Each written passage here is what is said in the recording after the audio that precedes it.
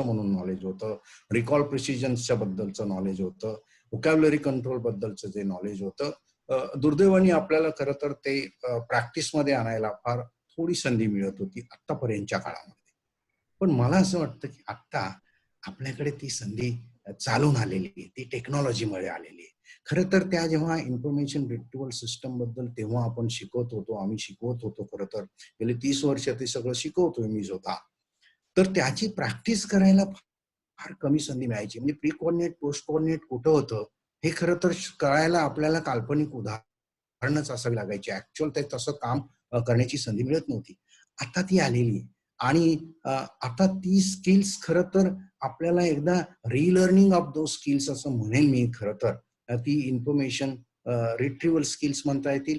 पण मी त्याला खरं तर सर्चिंग रेलेव्हंट लिटरेचरच म्हणतोय. त्याचं कारण मी जोडतोय ते डेटाबेसशी जोडतोय. कारण आजची लायब्ररियनशिप ही खरं तर 70% डेटाबेस लायब्ररियनशिप आहे. आपण मोठ्या प्रमाणावर सर्व्हिसेस एनलिस्ट सारख्या मेकॅनिझम मधून देत असतो. कितीतरी सबस्क्रिप्शन बेस्ड डेटाबेसेस आपण वापरतो. कितीतरी ओपन ऍक्सेस कॅटेगरी मधले डेटाबेसेस आणि रिसोर्सेस उपलब्ध आहेत. त्याच्यामधून खरं तर आपल्याला माहिती उपलब्ध होत असते. या सगळ्यांमधून योग्य माहिती शोधण्याचं जे कौशल्य आहे ते खरोखरच आपल्याला अजून एनहान्स करायला पाहिजे असं मला वाटतंय. खरं तर असं आहे की एक सर्च विंडो असते आणि त्याच्यामधून माहिती शोधायला एवढं काय अडचणीचं काम आहे. मला असं वाटतं तसं नाहीये. मी हे नेहमीच सांगत असलेलं पहिल्यांदा तर मी नेहमी हा प्रश्न विचारतो, इन्फॉर्मेशन सर्चिंग हे कोणाचं काम आहे? म्हणजे ग्रंथपालांचं आहे का युजर्स आहे? मग युजरमध्ये शिक्षक असतील, स्टुडंट्स असतील, रिसर्च स्कॉलर्स असतील आणि मग त्याच्यामध्ये थोडासा कॉन्फ्लिक्टचा भाग येऊ शकतो खरं तर, ज्याची त्याची मतांतर असतील. मला नेहमीच असं वाटतं की इन्फॉर्मेशन सर्चिंग हे एक्सक्लुझिव्हली आपलं काम आहे, लायब्ररी प्रोफेशनलचं काम आहे, प्रोफेशनल ट्रेनिंग घेतलेल्या लायब्ररियनचं ते काम आहे खरं तर. त्याचं कारण असं की आपणच तर खरं तर हे सगळे तंत्र शिकलेलो असतो, the so called search strategy. मित्र बघा, आपण बुलियन ऑपरेटर्स म्हणतो, त्याला नॉट कधी वापरायचा, अँड कधी वापरायचा, ऑर कधी वापरायचा आणि अँड आणि ऑर वापरण्याबद्दलची कितीतरी मतांतर आणि त्यातलं जे कन्फ्युजन आहे की ऑर मुळे नक्की रिट्रीव्हल वाढतं का कमी होतं, दिस दॅट, हे सगळं आपण प्रयत्नपूर्वक शिकलेलो आहोत. खरं तर तशा प्रकारची प्रॅक्टिकल एक्झरसाइजेस कित्येक विद्यापीठांमध्ये करून घेतली जात होती, मला माहिती की एमलिटच्या लेवलला. मुद्दा असा आहे, हे सगळं विद्यार्थी किंवा शिक्षक कुठल्या पातळीवर शिकतात? मला वाटतं ते कुठल्याच पातळीवर ते शिकत नाहीत. ते जे काही सर्च करत असतात ते ट्रायल अँड एररनी करत असतात. ते स्किल्स त्यांच्याकडे नाही. ते स्किल्स आपल्याकडे आहे. फक्त ते स्किल्स मी म्हणालो तसं आणखीन आपल्याला एन्हान्स करायचंय. ते आणखीन व्यापक प्रमाणावर आपल्याला ते शार्प करायचंय. त्यातले जे बारकावे आहेत ते माहीत करून घ्यायचे. एक साधं उदाहरण मी तुम्हाला सांगतो मित्र. इन्फॉर्मेशन किंवा लिटरेचर सर्चची स्किल्स आपण का अक्वायर करायला पाहिजे, का मिळवायला पाहिजे? डेटाबेसचं उदाहरण घ्या. किती प्रकारचे डेटाबेसेस आहेत बघा. म्हणजे वर पाहता सबस्क्रिप्शन बेस्ड आणि ओपन ऍक्सेस कॅटेगरीतले डेटाबेसेस आहेत, हे आपल्याला माहिती आहेत. पण हेही आपल्याला माहिती आहे की सब्जेक्ट बेस्ड डेटाबेसेस आहेत. हेही आपल्याला माहिती आहेत की त्यातले काही मल्टीडिसिप्लिनरी आहेत, काही एकाच विषयाचे आहेत. म्हणजे खरं तर मनुपात्रासारखा डेटाबेस हा फक्त लॉशी संबंधित आहे. पण इफ्स्कोकडे जाल तुम्ही तर तो बेसिकली हा मल्टी डिसिप्लिनरी डेटाबेस आहे. सायन्स डायरेक्टचं उदाहरण घेतलं तर त्याच्या नावातच किती ज्याला मिसनॉमर म्हणता येईल ते असं बघा की सायन्स डायरेक्ट म्हटल्याबरोबर 80% वाचकांचा समज होतो, म्हणजे हा टीचरच्या बाबतीतला आहे. आणि आपले सर्च स्किलच्या पार्टचा थोडा भाग हा आहे की आधी नॉलेज आणि मग स्किल. आधी नॉलेज काय असलं पाहिजे, किती प्रकारचे डेटाबेस आहे, त्याचं स्कोप काय आहे. मी मगाशी त्याला बोलत होतो की किती प्रकारचे डेटाबेस आहेत. आता हा जो सायन्स डायरेक्ट हा खरं तर मल्टी डिसिप्लिनरी डेटाबेस आहे. Science direct doesn't mean it is restricted only to the science discipline. It does cover actually a wonderful literature, खूप व्हॅल्युएबल जर्नल्स जी जागतिक पातळीवर मान्यता पावलेली आहेत. ही खरं तर त्याच्यामध्ये आहेत ती ह्युमॅनिटीची आहेत, ती सोशल सायन्सेसची पण आहे. Don't you think even project news सारखं काही लायब्ररीज घेतात, काहींना तो एनलिस्ट मधून मिळतो, ई सिंधू मधून मिळतो. ऍटलिस्ट माहिती आहे की याच्यात ही फक्त प्रोजेक्ट न्यूज तर किती त्याला जे नाव आहे त्याच्यामधून काहीच बोध होत नाही. मग असे कितीतरी डेटाबेसेस आहेत की ज्याच्या नावातूनच बोध होत नाही. ते डेटाबेसेस वापरण्याचं आपणहून वापरण्याचं विद्यार्थ्यांकडून शिक्षकांकडून इतर वाचकांकडून आपण अपेक्षा करणं मला असं वाटतं हे फार रास्त नाहीये. त्याच्यासाठी आपण पहिल्यांदा तर ह्या डेटाबेसवरची मास्टरी मिळवायला पाहिजे. म्हणजे सर्चिंग रिलेव्हंट लिटरेचर, रिलेव्हंट कडे मी खरं येणार आहे, पुन्हा स्वतंत्रपणे येणार आहे. पण फक्त डेटाबेसचं विश्व जर बघितलं तर आज लक्षात येईल की 50 प्रकारचे किमान डेटाबेसेस आहेत. स्कोप वाईज ते डिफर होतात, ओनरशिप वाईज डिफर होतात. More importantly, each database extremely differs when it comes to the search facilities. म्हणजे सिंपल सर्च, ऍडव्हान्स सर्च एवढ्यापर्यंत आपल्याला खरं तर थांबून चालणारच नाही. कित्येक ठिकाणी जे पुल डाऊन सारखी व्यवस्था देतात, तुम्हाला सांगतो मित्र, स्कोपस आणि वेब ऑफ सायन्स हे डेटाबेसेस सर्च करायला सर्वात डिफिकल्ट आहे. आता खरं तर आपण जेव्हा डिफिकल्ट म्हणतोय आपण तर त्या विषयाचे तज्ञ आहेत. आपल्याला ते डिफिकल्ट वाचण्याचं कारण नाही, कारण आपण तो अभ्यास केलेला असतो आणि नसेल तर तो करायलाच पाहिजे. प्रत्येक डेटाबेस पूर्णपणे समजून घ्यायला माझा स्वतःचा अनुभव असा आहे की तुम्ही दररोज जर 1 तास देत असाल तर 30 दिवस लागतात. आणि गंमत अशी मित्र, हे मी स्वतः करून पाहिले, त्याच्यावर आधारित मी खरं तर संशोधनासाठीचे डेटाबेसेसचं स्वतंत्र पुस्तक लिहिलं आणि त्याच्या दरम्यानचा माझा अनुभव तुम्हाला सांगतो की मी जे ते काही 1 वर्षभराच्या काळात लिहित होतो, एखाद्या डेटाबेसचं मी जर 3 महिन्यापूर्वी काहीतरी पाहिलेलं असेल आणि आता जर पुन्हा शोधायला गेलो तर 3 महिन्याच्या मध्ये त्या डेटाबेसच्या संपूर्ण वेबसाईटच्या स्ट्रक्चरमध्ये, सर्च फॅसिलिटीमध्ये, अवेलेबल फिल्टर्समध्ये केवढा बदलाव झालेला असतो.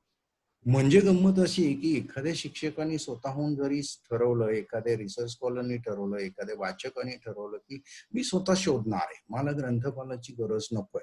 खरं तर माझा या बाबतीत नक्की विरोध आहे तो असा की उलट ग्रंथपालांची गरज भासायलाच पाहिजे. त्याचं कारण असं आहे की त्याच्याकडे स्किल आहे ना. ही अशी कशी सोसायटी असू शकेल, इमॅजिन करा की आम्हाला डॉक्टरांकडे जायची गरजच भासत नाही. आम्ही सेल्फ मेडिकेशन करणार आहे, आम्हाला पाहिजे असणारी औषधं आम्ही स्वतःच घेणार आहोत, मिळवणार आहोत, सुचवणार आहोत. मला असं वाटतं तसं नाही व्हायला पाहिजे. ती जी डिपेंडन्सी आहे की नाही आपली डॉक्टरांवरची, तशीच डिपेंडन्सी आपल्यावरची, आपल्या युजरची व्हायला काहीच हरकत नाही. चांगल्या अर्थाने म्हणतोय, चांगल्या अर्थाने असं, कारण तुमचं एक्सपर्टिझम आहे ना. हे स्किल्स फॉर टुडेज लायब्ररी इन्स्टिट्यूटमध्ये मला हे म्हणायचंय की ती काही सगळी माहिती शोधण्यासाठीची स्किल्स आहेत. फक्त डेटाबेस फक्त बोलतोय मी आता.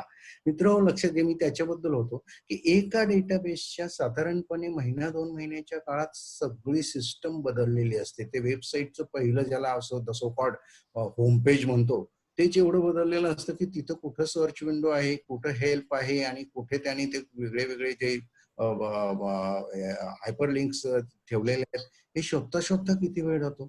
सगळ्यात महत्वाचं बघा, जेव्हा तुम्ही लिटरेचर शोधता, I was talking about searching relevant literature as a skill, तेव्हा शोधलेल्या लिटरेचर मधून योग्य ते आर्टिकल्स फिल्टर करणं हा सगळ्यात त्रासदायक व्याप आहे. मित्र, तुम्ही रिकॉल आणि प्रिसिजन नावाच्या 2 गोष्टी शिकलेलात. मला खूप खात्री आहे की you have mastered it once upon time, got good marks in that. आज गंमत अशी आहे की आजच्या सगळ्या डेटाबेसच्या सिस्टम मध्ये सगळ्यात महत्वाचं काय तर they have very good recall. पण मुद्दा असा आहे की तुम्ही एखादी टर्म टाईप केल्यावर, एखादी फ्रेज टाईप केल्यावर, एखादं सर्च स्टेटमेंट जेव्हा सर्च विंडो मध्ये टाईप करता आणि एंटर करता, करता asking the system to search, काय होतं बघा, रिट्रीव्ह आयटमची जी संख्या असते ती एवढी प्रचंड असते आणि ती बरेच वेळा हजारात आणि लाखातच असते. अन्यथा काही मिळतच नाही, आयदर ऑफ इट. म्हणजे look at the 2 extremes. No match found हे एक आउटपुट असतं किंवा 99% जे आउटपुट असतं ते म्हणजे हजारात आणि लाखात. म्हणजे general search system Google scholar सारखे पाहिला, very good search system I tell you. म्हणजे त्याला डेटाबेस म्हणायचं का सर्च इंजिन म्हणायचं का आणखीन काय म्हणायचं, त्याच्यात नावाच्या आणि नामकरणामध्ये आपण न पडता आपण हे नक्की म्हणू शकतो की फार चांगली सुविधा आहे रिसर्च आर्टिकल्स मिळवण्यासाठीची फ्री ऑफ कॉस्ट.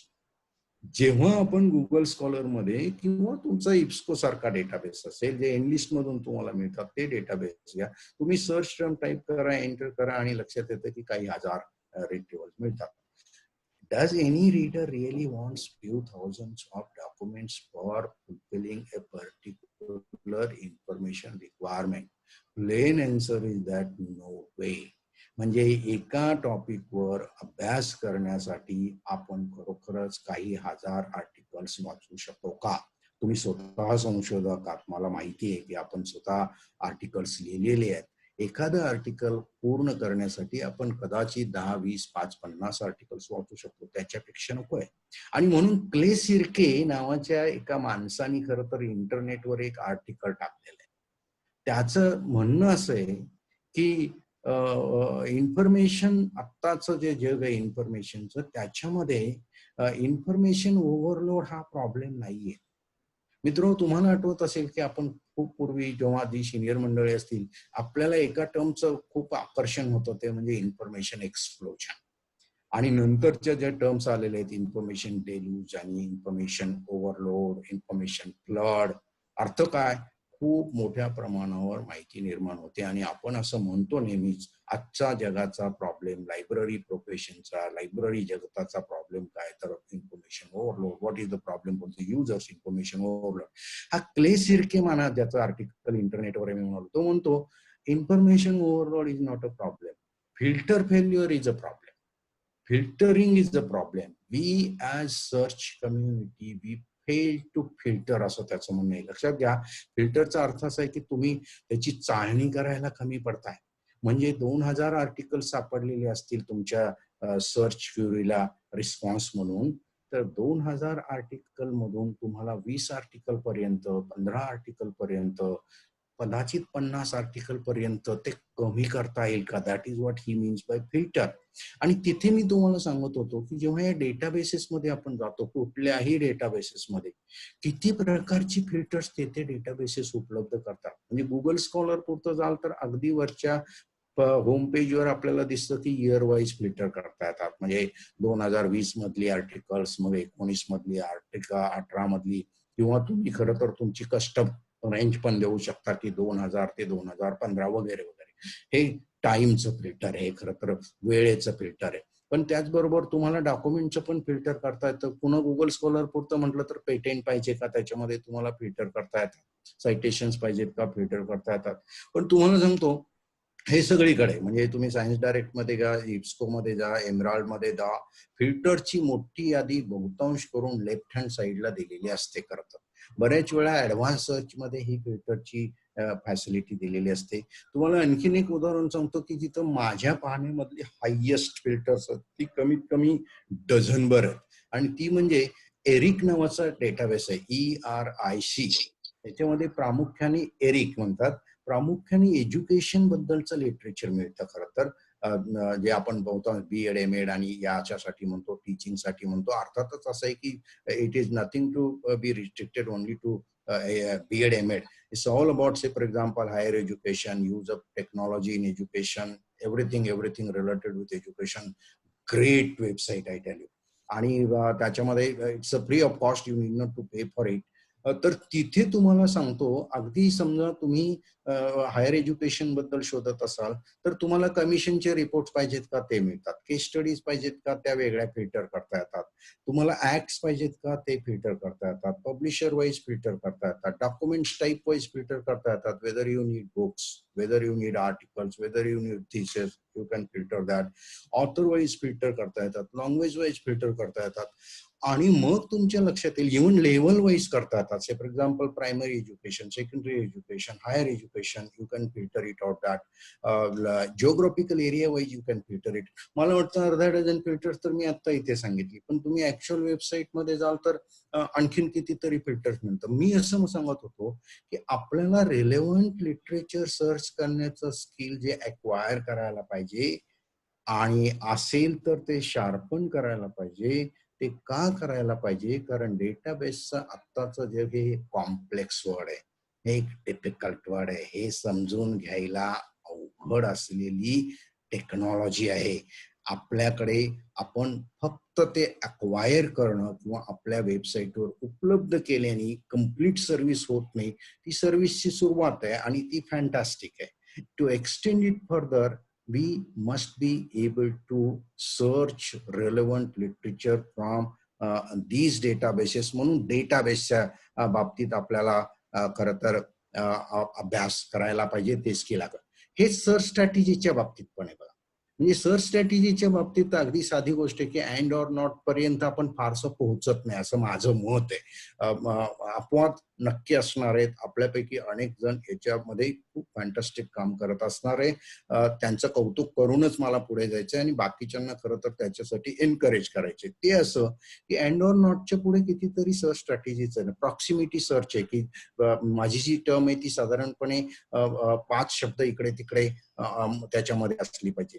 मला असं वाटतं की कदाचित हे जेगेटचं असेल किंवा इन्फॉर्मॅटिक्सचा जो डेटाबेस आहे, आता मला त्याचं एक्झॅक्टली नाव आठवत नाही, त्याच्या एका डेटाबेसमध्ये तर फार फॅन्टॅस्टिक सर्च मेकॅनिझम आहे मित्र, सर्च स्ट्रॅटेजीचा पार्ट आहे तो असा की समजा तुम्हाला आता टर्म आठवतच नाही काय जी जी एक्झॅक्ट टर्म आपल्याला माहिती आहे. ग्रंथपाल म्हणून खरं तर प्रॉपर टर्मिनॉलॉजीचं किती महत्व आहे.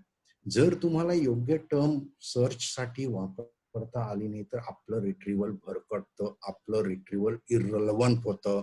म्हणून तर खरं तर व्होकॅब्युलरी कंट्रोल सारखं टॉपिक आपण अभ्यासतो. त्याच्याकडे मी आणखीन थोडासा विस्ताराने येणार आहे. आता मी हे सांगत होतो की ह्या डेटाबेसमध्ये काय करतात. मग समजा तुम्हाला आता एक कुठलं तरी आर्टिकल वाचताय आणि त्यातले महत्वाचे टर्म पिकअप करून सिस्टमनी आपणहून शब्द ठरवावेत, व्होकॅब्युलरी ठरवावी, कीवर्ड्स ठरवावेत आणि सर्च करावं.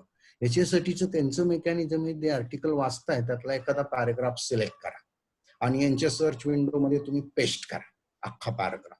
काय करतं बघा ते डेटाबेस, म्हणजे ही त्यातली सर्च सिस्टम आहे आणि ते आपल्याला सर्च स्ट्रॅटेजीज फॉर्म्युलेट करायला, आपलं शोध वाक्य बनवायला मदत करतं. तर काय करतं तर त्यातलं एकदा का तुम्ही ते पॅराग्राफ इनपुट केला, कदाचित 2000 शब्द आहेत, 2000 शब्दांचं एक स्टॅटिस्टिकल अनालिसिस ते प्रोग्राम इन्स्टंट करतं आणि त्यातले 10-20 शब्द तुम्हाला कीवर्ड्स म्हणून शोधून देतं आणि नुसतं शोधून देत नाही, ताबडतोब त्या कीवर्ड्सचं लिटरेचर शोधूनच तुमच्या स्क्रीनवर उपलब्ध करतं. मला असं वाटतं की मग हा स्किल ॲक्विजिशनचा पार्ट नाही का? हे खरं तर अशा प्रकारची स्किल आपल्याला मिळवायला पाहिजे. हे जे बारकावे आहेत, technology is coming with super facilities, I tell you, fantastic. त्यांचं कौतुक करायलाच पाहिजे. पण खरं तर ते कौतुक त्याचं परिपूर्ण कधी होईल, जेव्हा आपण त्याचा परिपूर्ण उपयोग करू. त्याच्यासाठी आपल्याला सर्च स्ट्रॅटेजी बद्दलचं आपलं नॉलेज आणखीन, म्हणजे खरोखरच बऱ्याच वेळा असं होतं की अँड हे परफेक्टली काम करत नाही. काही ठिकाणी अँड साठी ते अँड नका वापरू, तर तो मायनसचं चिन्ह वापरा असं म्हणतात.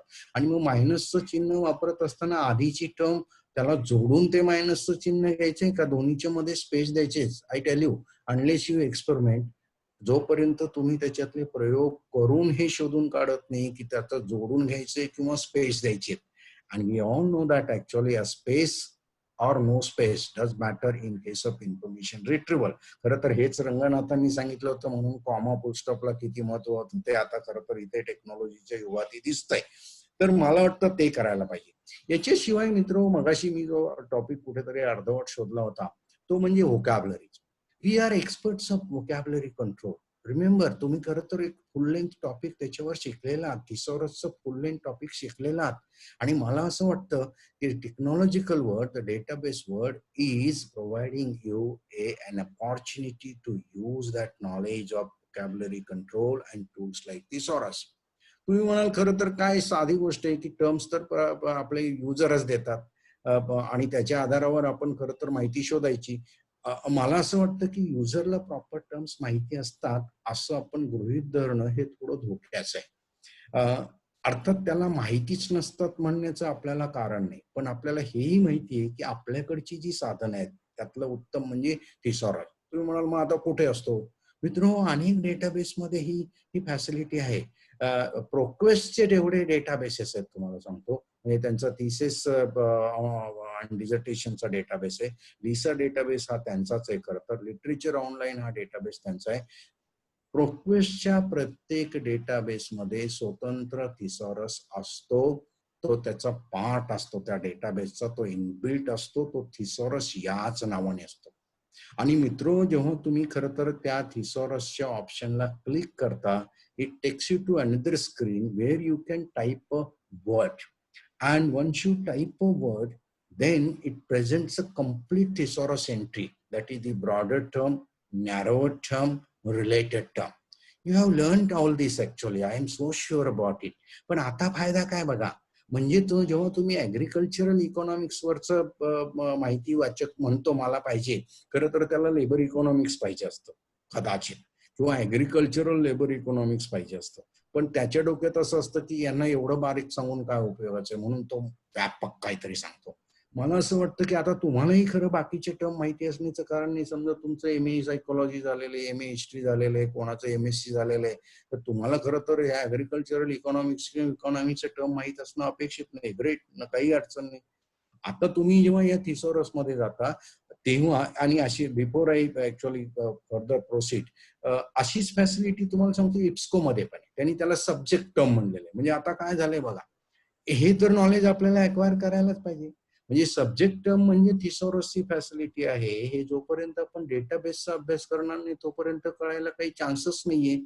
आणि मग इथले इप्स्को मधला सब्जेक्ट टर्म्स आणि प्रोफेस्ट मधला थिसॉरस हे एकच आहेत, हे आधी आपल्यापुरतं माहित व्हायला पाहिजे. आणि एकदा का ते झालं की ते कसं वापरायचं, हेच तुम्ही जर थिसॉरस पबमेड मध्ये जाल, विशेषतः सायन्सचं लिटरेचर आणि लाईफ सायन्सचं ज्यांना शोधायचंय, पबमेड हा पुन्हा ओपन ऍक्सेस डेटाबेस आहे खरं तर. आणि त्याच्यामध्ये जेव्हा तुम्ही जाता तेव्हा लक्षात आहे तिथे पण त्यांचा थिसॉरस आहे खरं तर, मेडिकल टर्मिनॉलॉजीचा. तो स्वतंत्र आहे खरं तर, पण तो त्याला जोडलेला आहे. या सगळ्यामध्ये तुम्ही जेव्हा गिव्हन टर्म करते, सगळे नातेवाईक ज्या ब्रॉडर टर्म्स आहेत, ज्या narrow terms and related term मिळतात. मोठा फायदा असा होतो की एकदा सगळ्या रिलेटेड टर्म्स, सगळ्या नॅरो टर्म्स तुमच्या समोर आल्या की तुम्हाला मग त्यातली मोस्ट अप्रोप्रिएट टर्म्स सिलेक्ट करता येते. Selection of most appropriate terms ensures that your retrieval is going to be more precise. You are able to retrieve more relevant document. Relevancy खरं तर आजच्या क्रुशियल फॅक्टर आहे. अगेन क्ले सिरकेचं उदाहरण घ्यायचं तर हा मुद्दा नाहीये की तुम्ही त्याला 20,000 एंट्री देताय का 50,000 एंट्री देताय. He is probably bothered. त्याला कदाचित टेन्शन येऊ शकतं की जेव्हा एवढ्या मोठ्या एंट्रीज त्याला मिळणार आहेत, एखाद्याला टेन्शन येईल. मुद्दा असा आहे की एवढं सगळं नकोय, त्याला कमी करायचं असेल तर प्रिसिजन कडे जायला पाहिजे, अॅक्युरेसी कडे जायला पाहिजे, तंतोतंतपणा यायला पाहिजे. आणि तो तंतोतंतपणा आणण्यासाठी तुमच्याकडे अचूक टर्म पाहिजे. अचूक टर्म्स ह्या खरं तर या थिसॉरस सारख्या फॅसिलिटी, सब्जेक्ट टर्म सारखे ज्या फॅसिलिटी त्या त्या डेटाबेसमध्ये दिलेल्या असतात. मित्रो, आवर्जून तुम्ही खरं तर याचा अभ्यास करा, इथल्या या टर्म्स वापरा आणि तुमच्या वाचकांना ही सर्च, रिलेव्हंट लिटरेचर सर्च करण्याची, खरं तर करूनच देण्याची सेवा आपण देऊ शकतो. खरं तर याच्यावर आधारित आमच्याकडे मी स्वतः एक प्रयोग केला होता काही वर्षापूर्वी. तो म्हणजे आर्टिकल सर्च सर्व्हिस ही आमच्या फॅकल्टीला आम्ही देऊ केली होती. आणि आर्टिकल सर्च सर्व्हिस देण्यासाठी ही जी काही सगळी सर्च स्किल्स आहेत ही वापरून ती सेवा दिली जात होती. मित्रो, जेव्हा आपल्याकडे हे कौशल्य येतं की आता आम्ही एक्स्ट्रीमली हाय लेवलचे सर्च एक्सपर्ट झालेले आहोत.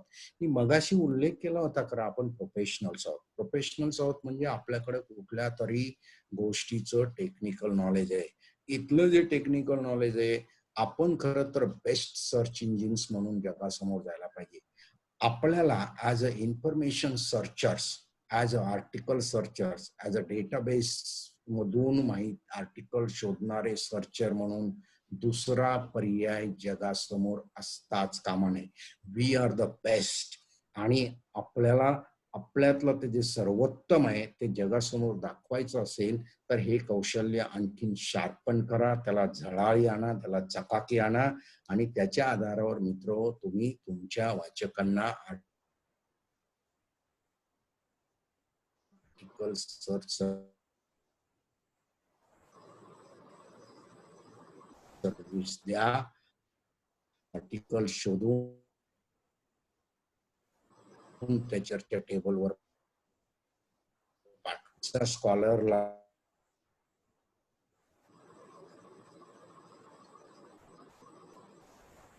द्या की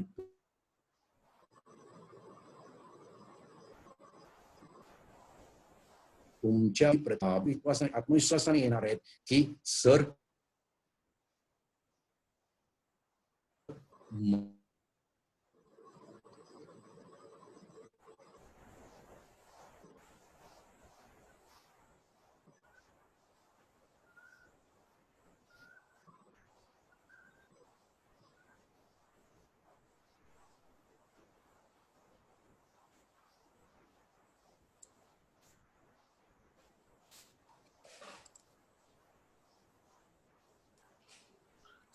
काही टेक्निकल कारणामुळे सर लेफ्ट झाले, एक 5 मिनिटं.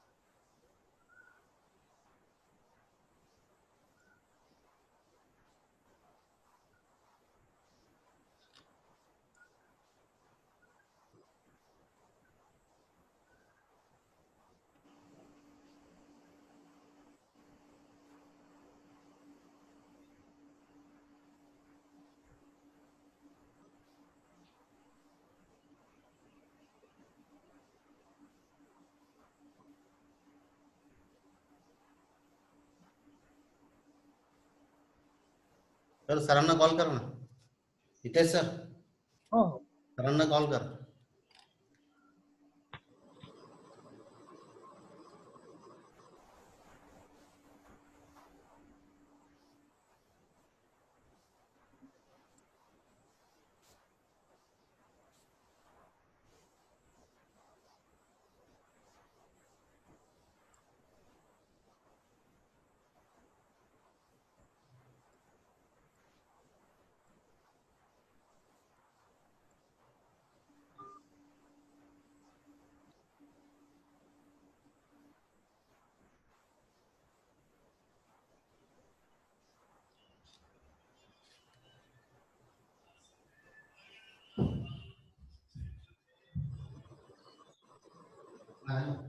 सरांना कॉल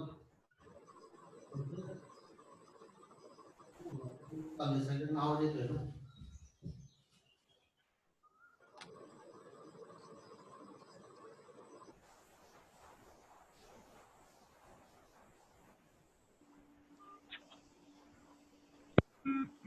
हा चेतन हॅलो सर. केलं का? हो हो सर. तुझ्याकडून म्यूट झालं होतं ते. Sorry sir. I hope it's okay now. ठीक आहे ना? हा येतोय, आवाज येतोय सर व्यवस्थित. येतोय ना? सुरू करू? हो सर. हा. मी जे मगाशी बोलत होतो ते खरं तर आर्टिकल सर्च सर्व्हिस देण्याबद्दल म्हणत होतो आणि तिथे खरं तर तो पार्ट मी ऑलमोस्ट थांबवणार होतो. तो हा की आपण सर्वांनीच आवर्जून ही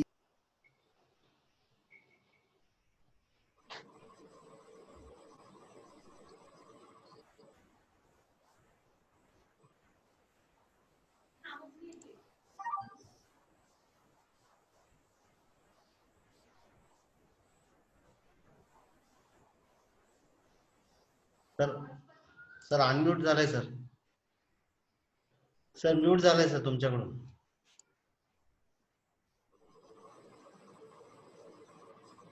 हॅलो. हा सर बोला.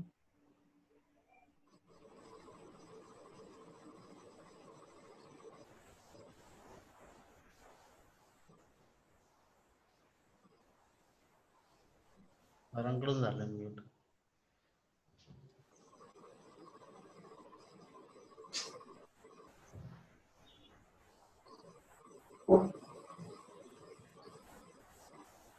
चेतन सर. हा हा एक मिनिट. सरांकडून एक minute. those disturbances, let's continue. दुसऱ्या स्किल बद्दल मी म्हणत होतो, ती म्हणजे आपण आता आजच्या काळाला सुसंगत अशी दुसरी स्किल अक्वायर करायला पाहिजे. Skill to provide readers advisory service. आपण वाचकांना काय वाचावं याच्याबद्दलचा सल्ला देण्याची ही सेवा आहे. रीडर्स ॲडवायझरी सर्व्हिसवर अलीकडच्या काळात मी अनेक ठिकाणी बोलत असतो, त्याचा मी विशेष अभ्यास करतोय आणि आपला सर्वांनाही खरं तर असं आव्हान आहे की आपणही या विषयाचा आता नव्याने अभ्यास करावा. परदेशामध्ये अशा प्रकारची सर्व्हिस देण्याकडे आता अलीकडच्या काळात खूप भर आहे. मग त्याला एम्बेडेड लायब्ररीच्या स्वरूपात असेल, त्याला पर्सनल लायब्ररीच्या स्वरूपात असेल, तो भर कदाचित सब्जेक्ट लायब्ररीच्या स्वरूपात असेल. पण कुठल्या माध्यमाने आपण ग्रंथपाल म्हणून वाचकांना त्यांनी नक्की काय वाचावं याच्याबद्दलची सर्व्हिस द्यायलाच पाहिजे आणि त्याच्यासाठी योग्य ती स्किल्स आपण अक्वायर करायला पाहिजे. मुळात अशा प्रकारची सर्व्हिस देण्याची आवश्यकता काय? तर त्याचं कारण असं आहे की आज जेवढ्या मोठ्या प्रमाणावर वाचन साहित्य प्रकाशित होतंय, मग ते पुस्तकांच्या स्वरूपात असेल, ते लेखांच्या स्वरूपात असेल, ती जर्नलच्या स्वरूपात असेल, तो वेबवरचा ई कंटेंट असेल. मित्रो, आपल्या सगळ्यांना माहिती आहे की दिवसेंदिवस उपलब्ध असलेल्या माहितीमध्ये आणि वाचन साहित्यामध्ये प्रचंड वाढ होते. जेव्हा एवढ्या मोठ्या प्रमाणावर वाचन साहित्य प्रकाशित होतं तेव्हा वाचकांचं कन्फ्युजन, वाचकांच्या डिफिकल्टीज याच कारणाने वाटतात की एवढ्या मोठ्या प्रमाणावर उपलब्ध असलेल्या वाचन साहित्यापैकी आम्ही नक्की काय वाचावं. मला असं वाटतं की आजचा अकॅडमिक्स मधला आपला जो युजर वर्ग आहे हा या गोष्टीची आतुरतेने वाट बघतोय की आम्हाला कोणीतरी हे सांगेल का की आम्ही काय वाचावं. मी या निमित्ताने जेव्हा अभ्यास करतो तेव्हा अनेक लेखकांच्या रायटिंग्स मध्ये अशा पद्धतीची मागणी खरं तर त्यांनी नोंदवलेली आहे. मित्रो, अरुण टिकेकर जे मुंबई विद्यापीठाचे ग्रंथपाल होते, अरविंद टिकेकर, त्यांचे हे भाऊ हे खरं तर संपादक होते. आता ते नाही आहेत, त्याचे अभ्यासक होते, पण ते वाचनाचे अभ्यासक होते. त्यांनी एक छोटंसं पुस्तक लिहिलेलं आहे, त्याचं नाव आहे अक्षरनिष्ठांची मांदियाळी. आणि ते त्याच्यात असं म्हणतात की आम्ही जेव्हा अभ्यास करत होतो, संशोधक होतो, पीजीचे विद्यार्थी होतो, तेव्हा हाताला येईल ते वाचत गेलो आणि तेव्हा जर आम्हाला एखादा ग्रंथगुरू मिळाला असता, हा त्यांचा शब्द आहे खरं तर, त्याला खरं तर आज आपण रीडिंग कन्सल्टंट म्हणू शकतो, त्याला वाचन सल्लागार म्हणू शकतो, पण त्यांनी वापरलेला जो शब्द आहे तो खरं तर तो आहे वाचन गुरु. मित्र, लक्षात घ्या, जेव्हा एवढ्या मोठ्या प्रमाणावर वाचन साहित्य उपलब्ध असतं यातलं नक्की काय वाचावं ही अडचण आपल्यालाही येते ना. आपण सुद्धा जेव्हा एखाद्या कुठल्या तरी सेमिनारसाठी तयारी करतो, एखादा लेख लिहायचा विचार करतो, तेव्हा आणि आपल्याही समोर जर समजा 50 पुस्तकं आणून टाकले तर हा प्रश्न येणारच आहे की यातली कुठली 5 मी वाचू, कारण 50 वाचायला वेळ नाहीये, आवश्यक पण नाहीये, कंटेंट्स रिपीट होत राहतात. आणि मग अशा वेळेस खरं तर जर कोणी आपल्याला सांगितलं, मग एक ते क्रमिक पुस्तकांच्या बाबतीत असेल, अगदी विद्यार्थ्यांच्या, आपला मोठा अकॅडमिक्स मधला युजर वर्ग असतो तो स्टुडंटचा. तुम्हाला हे माहिती आहे की एका विषयाची समजा जर 15 टेक्स्ट पुस्तकं असतील वेगळ्या वेगळ्या लेखकांनी लिहिलेली, समजा SY BA इकॉनॉमिक्स जर घेतलं, तर अनेक लेखकांनी लिहिलेली टेक्स्ट पुस्तकं असतात आणि विद्यार्थी खरं तर नेहमी कुठलं तरी 1 किंवा 2च पुस्तकं मागत असतात, कारण त्यांना शिक्षकांनी ती सांगितलेली असतात, बाकीची टेक्स्ट पुस्तकं वापरली जात नाही. मला असं वाटतं की जर आपण त्यांना सुचवत गेलो की अरे हे वेगळ्या पद्धतीने लिहिलेलं आहे, याच्यात डायग्राम्स जास्त आहे, त्याची भाषा सुलभ आहे, हे कोणीतरी म्हणजे त्या वेगळ्या कंटेंटचं अंतरंगाची चव ही कोणीतरी लोकांना जोपर्यंत जाणून देणार नाही, हे अगदी आपण क्रमिक पुस्तकांच्या बाबतीत बोलतोय, पण खरं तर जसं जसं आपण आणखीन हायर लेवलला जाऊ, हे ऍडव्हान्स पुस्तकांच्या बाबतीतही हीच गोष्ट आहे की जेव्हा आपण केमिस्ट्रीचा जर आपण विचार केला, सायकोलॉजीचा जर विचार केला, तर त्या त्या विषयामध्ये प्रचंड पुस्तकांची संख्या असते, सगळी लागत नाहीत, निवडक कोणती लागतात हे कोणीतरी सांगायला पाहिजे. मला असं वाटतं की आजचा जमाना हा रीडिंग रेकमेंडरचा आहे, रीडिंग कन्सल्टंटचा आहे आणि एक प्रकारे तंत्रज्ञानाच्या आधाराने अशा प्रकारची सेवा देण्याचं काम काही प्रमाणात तंत्रज्ञ करतायत, ते ग्रंथपाल आता नाहीयेत. म्हणजे काल परवाच्या माझ्या व्याख्यानामध्ये ज्याचा मी उल्लेख केला, गुडरीड सारखी वेबसाईट आहे. Amazon वरची खरं तर जी एक प्रकारचं पुस्तकांचं रँकिंग करण्याची जी त्यांची सिस्टम आहे स्टार मार्कची, आणि ते स्वतःही खरं तर रेकमेंडेशन करत असतात. तुम्हाला हे अनुभव आला असेल, तुम्ही एखाद्या विषयावर 2-4 वेळा जर माहिती शोधली, तर पुढच्या वेळेस Amazon आपणहून खरं तर सुमोटो ज्याला म्हणता येईल, अशा प्रकारची एखादी नोट पाठवतं. You based on your earlier searches, we recommend you this. Look at it. किंवा डेटाबेस वरती तुम्हाला लक्षात आलं असेल की तुम्ही जेव्हा काहीतरी शोधता, उदाहरणार्थ अगदी एमराल्डचं उदाहरण सांगतो, एक आर्टिकल तुम्ही शोधलं, त्याला क्लिक केलं आणि ते क्लिक केल्यानंतर डाव्या बाजूला त्या स्क्रीनवर नेहमीच येतं की ते रिलेटेड आर्टिकल्स म्हणून. गुगल स्कॉलर मध्ये रिलेटेड आर्टिकलची गोष्ट आहे. हे सगळं काय आहे? हे रिडिंग रेकमेंडेशन तर आहे. ही सगळी रीडर्स ऍडवायझरी सर्व्हिस, पण ती टेक्नॉलॉजी बेस्ड आहे. तुम्ही खरं तर जेव्हा तुमचा स्वतःचा इन्फॉर्मेशन रिसोर्सेसचा एक्सपर्टिझम वाढवाल, म्हणून हे कौशल्य प्राप्त करण्यासाठी to acquire the skill to provide readers advisory service, we have to acquire actually information resources expertism. आपल्याला भरभरून वाचन साहित्य माहिती असलं पाहिजे, त्याची स्पेशालिटीज माहिती असली पाहिजे, त्याची कंटेंट्स ब्रॉड लेवलला माहिती असली पाहिजे. हे जेव्हा माहीत असेल तेव्हा त्याच्या आधाराने कदाचित आपण अशा प्रकारचं एक्सपर्टिझम हे अनेक मार्गाने मिळवू शकतो. त्यातला एक मार्ग हा असू शकतो की तुम्ही ब्लर्ब वाचा पुस्तकांची, कंटेंट्स ब्राउज करा. खरं तर browsing contents of existing collection, म्हणजे खूप पूर्वी असं होतं की काही ग्रंथपाल हे एखादा तास खास दिवसभरातला काढून त्या वेळांमध्ये चक्क कपाटावरच्या पुस्तकांचे कंटेंट्स ब्राउज करायचे. मित्रहो, ते ग्रंथपाल हे खऱ्या अर्थाने वाचन साहित्याची शिफारस करण्याच्या क्षमतेचे ग्रंथपाल होते. त्यांच्याकडे त्या काळातले आपल्याला गुरुतुल्य असलेले अनेक शिक्षक हे सांगतील की आम्ही ग्रंथपालांकडे जात होतो.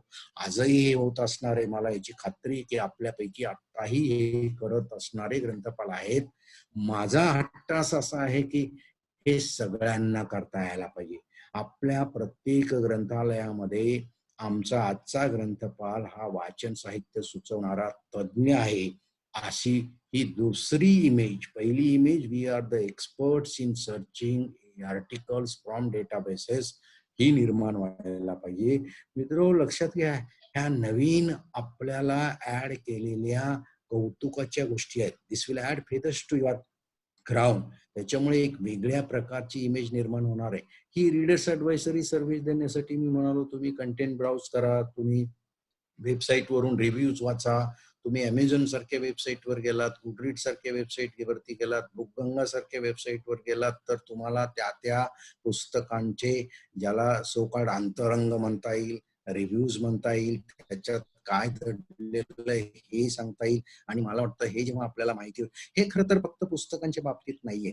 असं नाही का होणार की एखाद्या विषयाची खरं तर कुठली 2-4 जर्नल्स मी वाचली की माझं रिसर्चचं काम होणार आहे, हे आपण नाही का सांगू शकणार. आज इम्पॅक्ट फॅक्टरवर आधारित खरं तर अशा प्रकारची जर यादी तयार केली, आपल्याला माहिती की journal of citation, JCR journal citation report मध्ये अशा प्रकारची रँककडे यादी आपल्याला मिळते, rank list of journal based on impact factor. पण JCR हे जर्नलच खूप कॉस्टली म्हणून आपल्याला माहिती नाही होणार. पण तेच जर तुम्ही समजा गुगल स्कॉलर मध्ये गेलात, त्याच्या मेट्रिक्स मध्ये ही खरं तर अशा प्रकारच्या सिलेक्टेड टॉप 100 जर्नलची आणि प्रत्येक डिसिप्लिन मधल्या टॉप 20 जर्नलची इंडेक्स वर आधारित लिस्ट त्यांनी दिलेली आहे. मला असं वाटतं की त्याच्याही आधारावर तुम्ही तुमच्या प्राध्यापकांना, रिसर्च स्कॉलरला सांगू शकता की अहो सर, ही इकॉनॉमिक्स मधली, ही जिओग्राफी मधली, ही कॉमर्स मधली 5 टॉप जर्नल्स आहेत. खरं तिथं 20ची लिस्ट दिली. हे जेव्हा तुम्ही द्याल तेव्हा एक प्रकारे तुम्ही त्यांना रेकमेंड करताय, तुम्ही त्यांना सुचवताय, look these are the best journals either for reading purpose or for the purpose of publishing your own articles. अशा उद्देशाने ग्रंथालयात येणारे अनेक शिक्षक आहेत. मला माहिती आहे ते तुमच्याकडे येतात, तुमचा सल्ला घेतात, तुमचा सल्ला विचारतात, आणि अशा प्रकारचा सल्ला देण्याचं स्किल हे फक्त आपल्याकडेच असायला पाहिजे. आपणच ते मिळवू शकतो. ते मिळवावं. त्या स्किल्सवर आधारित मित्र हो, जेव्हा तुम्ही तुमच्याकडे वाचन साहित्याची अशी खूप माहिती होईल, तेव्हा तुम्ही खूप चांगले बुक टॉकर्स होऊ शकता. आज समाजाला बुक टॉकर्सची नितांत गरज आहे. आमचं ग्रंथपाल जेव्हा वर्गात जाऊन एका 60 मिनिटामध्ये कदाचित 6 पुस्तकांबद्दल, कदाचित 3 पुस्तकांबद्दल, कदाचित एखादा ग्रंथपाल एकाच पुस्तकांबद्दल भरभरून जेव्हा बोलेल की त्याच्यामध्ये काय आहे आणि ते पुस्तक समोरच्या विद्यार्थ्यांनी का वाचावं. तुमचं व्याख्यान ऐकल्यावर जर तुम्ही 6 पुस्तकांची माहिती दिली असेल 60 मिनिटामध्ये, तर मला खात्री आहे की त्याच्यापैकी किमान 3 ते 4 पुस्तकं मागायला विद्यार्थी तुमच्या मागे लगेच येणार आहेत. मला असं वाटतं हे कशाच्या आधारावर होऊ शकतं, जेव्हा तुम्ही तुमचं रीडिंग मटेरियल एक्सपर्टिझम, बुक एक्सपर्टिझम, डॉक्युमेंट एक्सपर्टिझम, वाचन साहित्य तज्ञत्व हे प्राप्त कराल, तेव्हा तुम्ही खूप चांगले बुक टॉकर्स होऊ शकता. मला असं वाटतं की आपणच अशा प्रकारची आपल्या व्यवसायाचे नवीन नवीन अपॉर्च्युनिटीज शोधायला पाहिजे.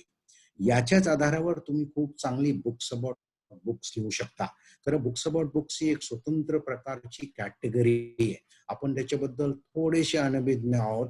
पण तुम्ही जर अशा प्रकारची पुस्तकं शोधायला जाल नेटवर, तर मित्रहो, माझ्याकडे स्वतः कमीत कमी डझनभर पुस्तकं ही त्या विषयावरची आहेत, जी पुस्तकांबद्दलची पुस्तकं आहेत. ही पुस्तकांबद्दलची पुस्तकं काय करतात, तर बेसिकली त्या पुस्तकामध्ये इतर पुस्तकांचं 1.5-4 पानाचं भरलेलं असतं. एक बुकशेलचं पुस्तक आहे. पुस्तकाचं टायटल जरा इंग्रजी वाटतं, पण ते मराठी. अभिलाष खांडेकर नावाच्या MP मधल्या जर्नलिस्टनी लिहिलेलं ते पुस्तक आहे. आणि त्या बुकशेल्फमध्ये मित्र 60 पुस्तकांचं, त्या काळात जी त्याच्या दृष्टीने प्रमुख पुस्तकं होती, the super best sellers you can से, त्याचं अतिशय वाचनाला प्रवृत्त करणारं अशा प्रकारचं डिस्क्रिप्शन दिलेलं आहे. एक व्हेरी इंटरेस्टिंग पुस्तकांचं टायटल मी या बुक्स अबाउट बुक्स कॅटेगरीतलं सांगणार आहे, ते म्हणजे 1 books you must read before you die. Interesting title मी म्हणालो, म्हणजे तुमचा हा जन्म संपण्याआधी तुम्ही पुस्तकं वाचलीच पाहिजेत, अन्यथा तर हा तुमचा जन्म निरर्थक झाला, असं त्या पुस्तकाच्या मेकर्सला सांगायचंय. मला असं वाटतं की अशा प्रकारची, मग मी परवा जे उदाहरण दिलं होतं लक्षणी 51, डॉक्टर अंजली जोशींचं पुस्तक आहे. खरं तर त्याच्यामध्ये मानसशास्त्रातल्या 51 पुस्तकांचं बेस्ट डिस्क्रिप्शन दिलेलं आहे. खरं तर ते पुस्तक आहे. अनेक अशी पुस्तकं आहेत की डायरेक्टली पुस्तकांबद्दलची नाहीत, पण डिस्क्रिप्शन आहे. ते एक पुस्तक सतीश नावाच्या लेखकाने लिहिलेलं आहे, वाचणाऱ्यांची रोजनिशी म्हणून. हजारो पुस्तकांची खरं तर त्याच्यामध्ये डिस्क्रिप्शन पण शॉर्ट मध्ये दिलेली आहेत. आडवाटेची पुस्तकं नितीन रिंडे नावाच्या लेखकाने पुस्तक लिहिलेलं आहे. खरं तर हे सगळे ग्रंथपाल नाही आहेत, पण त्यांना पुस्तकांबद्दल काहीतरी लोकांना सांगण्याची नितांत तळमळ आहे. मला असं वाटतं की आपलं जसं एक म्हटली जाते की आता माहिती आपण शेअर केली नाही तर पोट दुखायला लागतं, अशी सिच्युएशन ग्रंथपालांच्या बाबतीत कधी येऊ शकेल की आता आम्हाला या पुस्तकाबद्दल काहीतरी तुम्हाला सांगायचंय, अगदी त्या वाचकाला पकडून धरून. म्हणजे मी असं म्हणत असतो की ग्रामीण भागामध्ये जिथं 100-200 विद्यार्थ्यांचं कॉलेज आहे, म्हणजे अगदी आपण जर थोडी आदिवासी भागातली, थोडी रिमोटची कॉलेजेस घेतली, छोटी कॉलेजेस आहेत, तर तिथे कदाचित लायब्ररीच्या समोर 2-4 विद्यार्थी उभे असतील, तर आमचं ग्रंथपाल तिथे जाऊन त्या घोळक्यामध्ये टोळक्यांमध्ये उभं राहून सांगू शकेल का, अरे ही 2-4 पुस्तकं आहेत आणि हे बघा या पुस्तकामध्ये हे दिलेलं आहे. मला असं वाटतं की हे जेव्हा तुम्ही त्याला सांगाल, त्याचे 2 इम्प्रेशन होणार आहेत, 2 इफेक्ट होणार आहेत, परिणाम होणार आहेत. पहिला असा की ते पुस्तक वाचायला मागणार आहेत. त्यांच्यामध्ये एक प्रकारची जिज्ञासा निर्माण होणार आहे. That curiosity is actually foundation of creating requirement. पण ती क्युरिओसिटी निर्माण करण्यासाठी त्याला ते काहीतरी तुम्ही आमिष तर दाखवलं पाहिजे, तुम्ही सांगितलं तर पाहिजे, बघा याच्यामध्ये कशा पद्धतीची माहिती दिलेली, म्हणजे विषयाची असेल तर त्या अनुषंगाने सांगा, कथा कादंबऱ्याची असेल तर त्या अनुषंगाने सांगा. अगदी कथा कादंबऱ्या वाचायला देण्यामध्ये खरं तर कुठलाही कमीपणा मानायचं कारण नाहीये, कारण वाचनाच्या गोडी निर्माण करण्याचा रस्ता हा कथा कादंबऱ्यांच्या मधून जातो असं म्हटलं जातं. मला असं वाटतं त्या रस्त्याने आपण खरोखरच वाटचाल करायला पाहिजे. सुरुवातीला कथा कादंबऱ्या द्या, वाचनाची गोडी निर्माण होईल आणि हळूहळू ते खरं तर करिक्युलर, अकॅडमिक आणि सायंटिफिक रिडिंगकडे वळतील. हे सगळं करण्यासाठी आपण खरं तर त्यांना वाचन सल्ला दिला पाहिजे. त्याच्यासाठी आपण खूप प्रकारचं वाचन साहित्य, मी जर्नल्स बद्दल, हे वेबसाईट बद्दल होऊ शकतं मित्र. काही वेबसाईट एवढ्या फॅन्टास्टिक आहेत की त्या ब्राउज केल्यानंतर तुमचं नॉलेज हे मल्टीफोल्ड इन्क्रीज होतं. एक उदाहरण सांगतो तुम्हाला. अमेरिकन सायकोलॉजिकल असोसिएशनची वेबसाईट तुम्ही वाचा. It is actually an association's website, but maybe about 7 to 8 pages are there. One website contains number of pages, we all know that. प्रत्येक पेजेसवर जी माहिती दिलेली आहे तुम्हाला सांगतो की अगदी एखाद्या विषयावरचं तुम्हाला मास्टर्स डिग्री मिळवण्यापर्यंतचं नॉलेज त्या वेबसाईटच्या वाचनातून मिळणार आहे. वन, एवढ्या वेगाने ते माहिती अपडेट करत राहतात की तुम्हाला जर त्या विषयाचं अद्ययावत नॉलेज मिळवायचं असेल तर तुम्ही या वेबसाईट वारंवार वाचायला पाहिजे. माझा मुद्दा असा आहे की ग्रंथपाल म्हणून मग आम्ही त्या त्या विषयाच्या अशा 5-10 वेबसाईटची माहिती त्यांना सांगू शकू का? मी जेव्हा वाचन साहित्य तज्ञ तो म्हणतोय तेव्हा वाचन साहित्य म्हणजे केवळ पुस्तकं मला म्हणायचं नाही. हे जे स्पेक्ट्रम आहे खरं तर information resources, starting with books, going to patent standards, web resources, e books, databases, what not, ह्या सगळ्या स्पेक्ट्रम मध्ये तुमचा ज्याला सहज वावर म्हणता येईल खरं तर, एवढ्या एक्सपर्टिझम तुमच्याकडे आलं तर त्याच्या आधारावर खरं तर अशा प्रकारची सेवा देऊ शकता आणि त्याच्याच आधारावर तुम्ही खरं तर बुक्स अबाउट बुक्स ही निर्माण करू शकता. शेवटच्या स्किल बद्दल मी म्हणालो तसं मी 3 स्किल बद्दल आज बोलणार होतो आणि शेवटचं स्किल आहे ते म्हणजे स्किल ऑफ मार्केटिंग रीडिंग, वाचनाचा प्रचार करण्याचं. अगदी मार्केटिंग म्हटल्यानंतर मराठीमधले विपणन वगैरे टर्म आपण सोडून देऊया, ते वर्ड टू वर्ड कडे जाईल. आपल्याला अर्थ समजून घेण्याच्या दृष्टीने मार्केटिंगच शब्द वापरूया. पण बघा ती टर्म ऐकल्याबरोबरच आपल्याला असं वाटतं की ही काही नवीन भानगड आहे. खरं तर मार्केटिंग ऑफ रीडिंग आतापर्यंत आपण वाचत आलोय, अभ्यासत आलोय, त्याच्यावर आन्सर लिहित आलोय, सेमिनार अटेंड केलेले, ते म्हणजे marketing of libraries and information centres, marketing of library services. मला जे सांगायचं ते आता आपण ते मार्केटिंग तर करतच असू आणि ते करतच राहू, ते करायलाच पाहिजे, नो डाऊट अबाउट इट. आपल्या लायब्ररी लोकांपर्यंत पोहोचवल्या पाहिजे. पण मला असं वाटतं की libraries are basically meant for readers. They are not merely centres of supplying reading material. They have much higher goal in front of them. हा जो काही उदात्त हेतू ज्याला म्हणता येईल की ग्रंथपालनाचा उदात्त हेतू, मूळ हेतू वाचक घडवणे. वाचक घडवायचं असेल तर मुळात वाचकांना आपल्या हे अतिशय आत्मविश्वासाने सांगता यायला पाहिजे, ते म्हणजे वाचन का करायचं.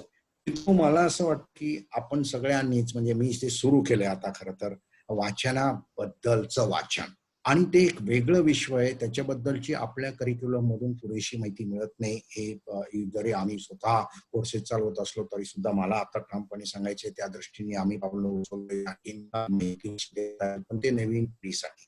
तुम्ही खरं तर आधीच आता या प्रोफेशन मध्ये स्थिरतावर झालेले आहात, तुम्ही सिनियर लोक आहात, पण मला असं वाटतं की आपण आधी वाचन का करावं याच्याबद्दलची भरभरून माहिती मिळवूया आणि त्याचा प्रचार करूया. मला असं वाटतं की प्रत्येक महाविद्यालयामध्ये अकॅडमिक इयरच्या सुरुवातीला ग्रंथपालांनी या विषयावरचं किमान एक लेक्चर, पण खरं तर तुमच्या महाविद्यालयातली संख्या विचारात घेता आठवडाभर प्रत्येक डिपार्टमेंटच्या स्टुडंटसाठी, प्रत्येक वर्गाच्या स्टुडंटसाठी असं वेगळं लेक्चर घ्यायला हरकत नाही की ते म्हणजे वाचन का करावं, वाचन कसं करावं. या दोन्ही प्रश्नांची उत्तरं खरं तर आपणच देऊ शकतो. म्हणजे सो कॉल्ड डीप रिडिंग ज्याला म्हणता येईल. मित्र, आज संपूर्ण वाचनाशी संबंधित असलेली जी काही कम्युनिटी आहे, they are all worried. They are worried that today's students, today's academicians, reading is becoming shallow. They are skimming, they are browsing. किंबहुना खरं तर असं म्हटलं जातं की आजचा वाचक राहिलेला नाही, तो दर्शक झालेला आहे, तो स्पेक्टेटर झालेला आहे, तो पाहतो खूप आणि त्याच्यानंतर तो ऐकणारा झालेला आहे. म्हणजे वाचणारा जो माणूस आपल्याला अभिप्रेत आहे तो वाचणारा कमी. मग आज काय होतंय बघा, तुम्ही तुमच्या लॅपटॉप स्क्रीनवर बघा, मोबाईल बघा, म्हणजे आपला मॅक्झिमम वेळ आणि मॅक्झिमम लोक समाजातली सातत्याने मोबाईलच्या स्क्रीनवर असतात. दे are not reading, they are viewing, they are watching, they are seeing, they are browsing, they are listening. मग आता आपल्याला खरं तर हे त्यांना सांगायला यायला पाहिजे जेव्हा आपण वाचनाचं महत्व सांगायला जाऊ. आणि मग माझा मुद्दा हा पण आहे की वाचनाचं महत्व या कम्युनिटीला कोण सांगणार? आणि जर वाचनच जगलं नाही, वाचनच कमी झालं, तर लायब्ररीज कशा राहणार? लायब्ररीचं महत्व टिकून राहण्यासाठी खरं वाचनाचं महत्व टिकून राहिलं पाहिजे. वाचनाचं महत्व लोकांना पटलं पाहिजे. वाचक जगला पाहिजे. वाचक जगला की लायब्ररीज जगते. आणि त्याच्यासाठी खरं तर मग या गोष्टीचा आपण प्रकर्षाने मुद्दामहून प्रचार करायलाच पाहिजे. आणि म्हणून आमचा प्रत्येक ग्रंथपाल खरं तर सक्षम आहे या गोष्टीसाठीचा. तो वर्गात जात असतो आणि किमान एक लेक्चर, पण माझं म्हणणं आहे खरं तर मल्टिपल लेक्चर्स व्हायला काहीच हरकत नाही. त्याचा स्वतःचा एक सेट ऑफ पीपीटी असू शकतो and that knowledge will increase step by step as he goes on delivering more and more lectures about what to read, why to read, how to read. People have questions about this. आणि मला असं वाटतं की एक प्रकारचं deep reading, एक प्रकारचं academic reading, एक प्रकारचं नोटीस घेऊन, नोंद घेऊन केलेलं रिडिंग, हे सांगण्यासाठी आपण आवर्जून वाचकांशी संवाद साधायला पाहिजे.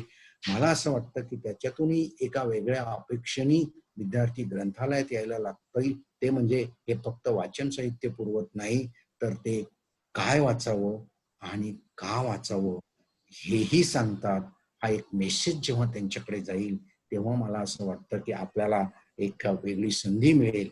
ही लेक्चर्स, वर्कशॉप्स वाचनावरची आपण आवर्जून अरेंज करावी, वाचनाचं महत्व सांगावं आणि त्याच्यासाठी म्हणून हे मार्केटिंग ऑफ रिडिंगचं स्किलही आपण एक्वायर करायला पाहिजे. मित्रो, आता मी माझ्या बाजूनी थांबणार आहे.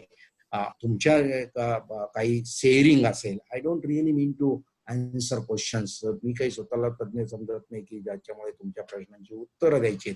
But yes, you can say something that you are, some of you must be already doing such types of activities in your own libraries. I'm so sure about it. I would like to know those activities also. And then of course, with reference to that, if I have something to share with you, हे पण मी करेल. म्हणून आता मी Chetan, over to Chetan किंवा हितेश, तुमच्यापैकी कोण coordinate करतायत? Hitesh sir. धन्यवाद सर. हा, हितेश. धन्यवाद सर. नेहमीप्रमाणे अतिशय माहितीपूर्ण असं आपलं व्याख्यान, ज्याच्यासाठी अनेक व्यक्ती आतुर होते. काही टेक्निकल प्रॉब्लेम आला त्याच्यासाठी मी सर्वांची माफी मागतो. आणि आपण जे मार्गदर्शन केलं त्या मार्गदर्शनाबद्दल आम्ही सर्व लायब्ररी सायन्सचे विद्यार्थी नेहमीच आतुर असतात ते ऐकण्यासाठी. या कार्यक्रमाची रूपरेखा करताना आमच्या संस्थेच्या वतीने आणि आमच्या महाविद्यालयाच्या वतीने जी परवानगी आम्हाला देण्यात आली त्याबद्दल आमचे प्राचार्य आपल्यात उपस्थित आहेत, त्यांचं मी आभार मानतो की त्यांनी माझ्यावर विश्वास करून एवढी मोठी अपॉर्च्युनिटी दिली की मी असा काही प्रोग्राम करू शकलो. तसेच आजच्या कार्यक्रमाचं कन्क्लुडिंग करण्यासाठी मी डॉक्टर व्ही.एस. कंची सर यांना आमंत्रित करतो की त्यांनी बोलावं. चेतन सर, काही जणांना प्रश्न विचारायचे. पहिले सर झालं. कंची सर, हॅलो हॅलो बोला सर, आवाज येतो. हॅलो कंची बोला सर, आवाज येते, आवाज येते सर, बोला. अनम्यूट केलेलं आहे मी सरांना. विवेक कटदारे सर ना, अनम्यूट केलेलं आहे त्यांना. हेलो, मैं कंची सर आपसे रिक्वेस्ट करता हूँ कि आप कंक्लूडिंग करें.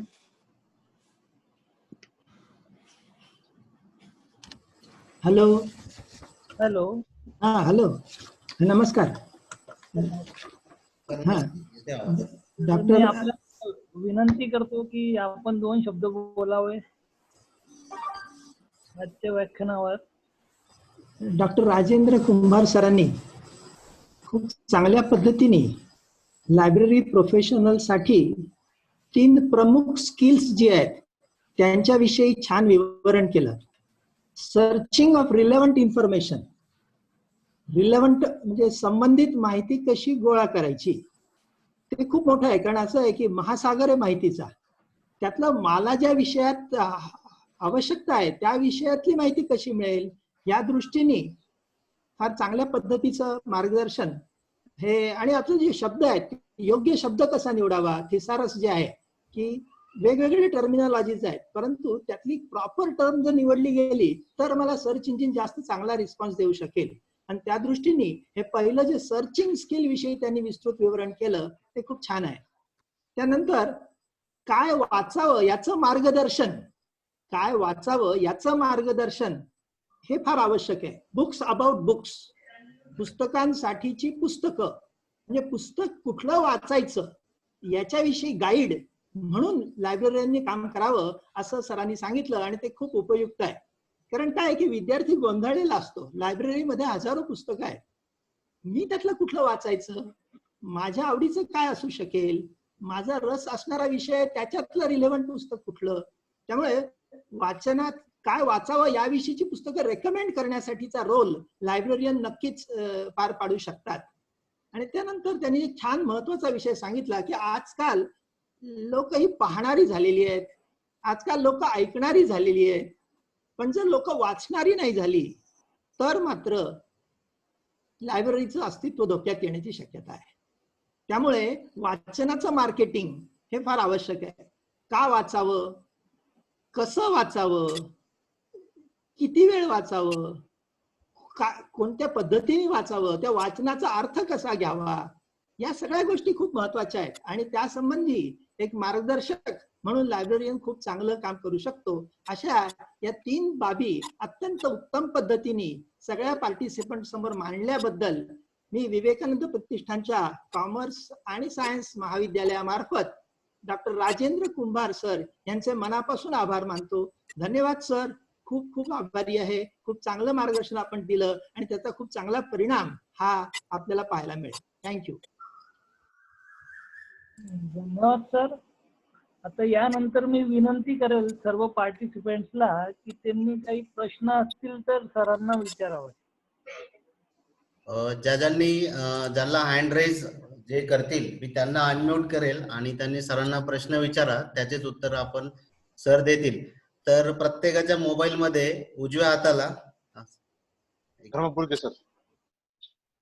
ठीक आहे चेतन सर, धर्मपुरके सर. सर आवाज येतोय सर? हा आता येतोय, आता बंद झाला होता मध्ये. प्रत्येकाच्या मोबाईलला हा साईडला मोर बटन आहे, मोर मध्ये हा. रेज हँड म्हणून आहे. मोर मध्ये रेज हँड. तर जे रेज हँड करतील मी त्यांना अनम्यूट करेल, त्यांनी सरांना प्रश्न विचारायचा आहे आणि त्याचं सर उत्तर देतील. तर सर्वात प्रथम रणजित धर्मपुरीकर सर आहेत, सरांना मी अनम्यूट करतोय. सर बोला. हॅलो, नमस्कार सर, कुंभार सर. नमस्कार रणजित, बोला. Very nice speech as usual sir, की तुम्ही डाऊन टू अर्थ आहात आणि खरंच वाचकांना ग्रंथापर्यंत घेऊन जाण्यापेक्षा ग्रंथ वाचकापर्यंत घेऊन जाण्याची ही तुमची जी शैली आहे आणि एक तळमळ वाटते प्रत्येक भाषणामध्ये तुम्ही हे अधोरेखित करता, हे फार आवडतं मला. मूळतः जेव्हा रंगनाथांनी संदर्भ सेवा सुरू केली होती मद्रास विद्यापीठामध्ये, त्यांच्या मागचा उद्देश असा होता की त्यांनी प्रत्येक विषयाचे एक्सपर्ट ग्रंथालयात आणून बसवले. हो, त्यांनी 5 संदर्भ ग्रंथपाल नेमले होते. संदर्भ नेमले होते आणि प्रत्येकाला इंडिव्हिज्युअल सर्व्हिस द्यायचे त्या विषयात. पण ते काही गोष्टीमुळे किंवा पगारीमुळे किंवा पैशाच्या ह्याच्यामुळे ती बंद झाली पद्धत. पण आता ही जबाबदारी प्रत्येक ग्रंथपालावर आहे, हे मला मात्र आवर्जून सांगितलेलं आहे. गेल्या काही दिवसापूर्वी मी ग्रंथपालांनी ब्लॉग आपला लिहावा असं सांगितलं सर, की त्याच्यामध्ये मार्केटिंग होईल लायब्ररीची. त्या दृष्टिकोनातून प्रत्येक ग्रंथपालाचा एक ब्लॉग हा असलाच पाहिजे, 100% या मताचा मी आहे. ते कशामुळे की जेव्हा जसं तुम्ही सांगितले की पुस्तक रिव्ह्यू हे करायला जे पाहिजे, तर समजा एखादा BA BComचा माणूस आहे जो इंजिनिअरिंग कॉलेजमध्ये लायब्ररीयन म्हणून अपॉइंट झालेला आहे, त्याला इंजिनिअरिंग कॉलेजची पुस्तकं ही तसं रिव्ह्यू करता येणार नाही किंवा वाचता येणार नाही किंवा त्याचा अभ्यास करणार नाही, त्याला तो अवघड जाईल. अशा वेळेस त्याला एक आयडिया आहे माझी की ती ब्लॉग त्याने लिहायचा आणि त्या ब्लॉग मध्ये प्रत्येक इंजिनिअरिंग कंटेंट्स तरी टाकायचे लोकांना. त्या दृष्टिकोनातून वाचकांपुढे हे कंटेंट जातील, लोकांना पोहोचतील की आणि ग्रंथपालाचं काम त्या ठिकाणी सुपर होईल. हा त्या ठिकाणी फार महत्वाचा भाग आहे. आणि मार्केटिंगचा ब्लॉग ग्रंथालयाने लिहायला पाहिजे. त्यावेळेस मी ब्लॉगचा एक लॉंग फॉर्म केला होता, लायब्ररीज ऑन ग्लोब. अशा पद्धतीने ब्लॉग म्हणजे अशा लोकांनी हे करावं, हे माझा त्यामागचा उद्देश होता. आणि निश्चितच ग्रंथपालांनी लिहितं व्हायला पाहिजे. सर आज फार कमी ग्रंथपाल लिहितात. लिहिण्याची जी शैली आहे, लिहिण्याचं जे स्किल आहे, ते ग्रंथपालांनी जसं ऑथरला शिकवायचं असते, ऑथर ग्रंथपालाकडून घडतात असं ऑथर सांगतात, पण बेसिकली ग्रंथपाल लिहितात का, हा महत्वाचा मुद्दा आहे. जोपर्यंत ग्रंथपाल लिहिता होत नाही तोपर्यंत पुस्तक रिव्ह्यू किंवा या सगळ्या गोष्टीवर त्याचं प्रभुत्व येणार नाही. आणि त्याच्यासाठी ग्रंथपालांनी सगळ्यात जास्त वाचायला पाहिजे. आज ग्रंथपाल असं म्हणतो की सर कामातच वेळ नाही, वाचायलाच वेळ कुठे मिळणार, एवढं काम असतं असं. पण हा पाठ आपण ठेवला तर एक जर आपली इच्छा असेल, इंटरेस्ट असेल, मनामध्ये जर आपल्या वाचायची इच्छा असेल तर निश्चितच आपल्याला ते हे होतं. आणि एक आपलं उद्देश असं ठेवून द्यायला पाहिजे की जी पुस्तकं वाचत नाहीत, ग्रंथालयामध्ये झुळखात कितीतरी वर्षांनी पडलेली असतात, अशा ग्रंथालयाला पुन्हा उजेडामध्ये आणण्याचं काम ग्रंथपालांचं आहे. कॉस्ट बेनिफिट अनालिसिस आपण ज्याला म्हणतो, तेव्हा आपल्या पुस्तकांचा पुरेपूर वापर व्हावा या दृष्टिकोनामधून ग्रंथपालांनी सजग व्हायला पाहिजे, हे या प्रसंगी मी सुचवतो. आपलं फारच उत्तम व्याख्यान झालं. Thank you sir. Thank you. Thank you.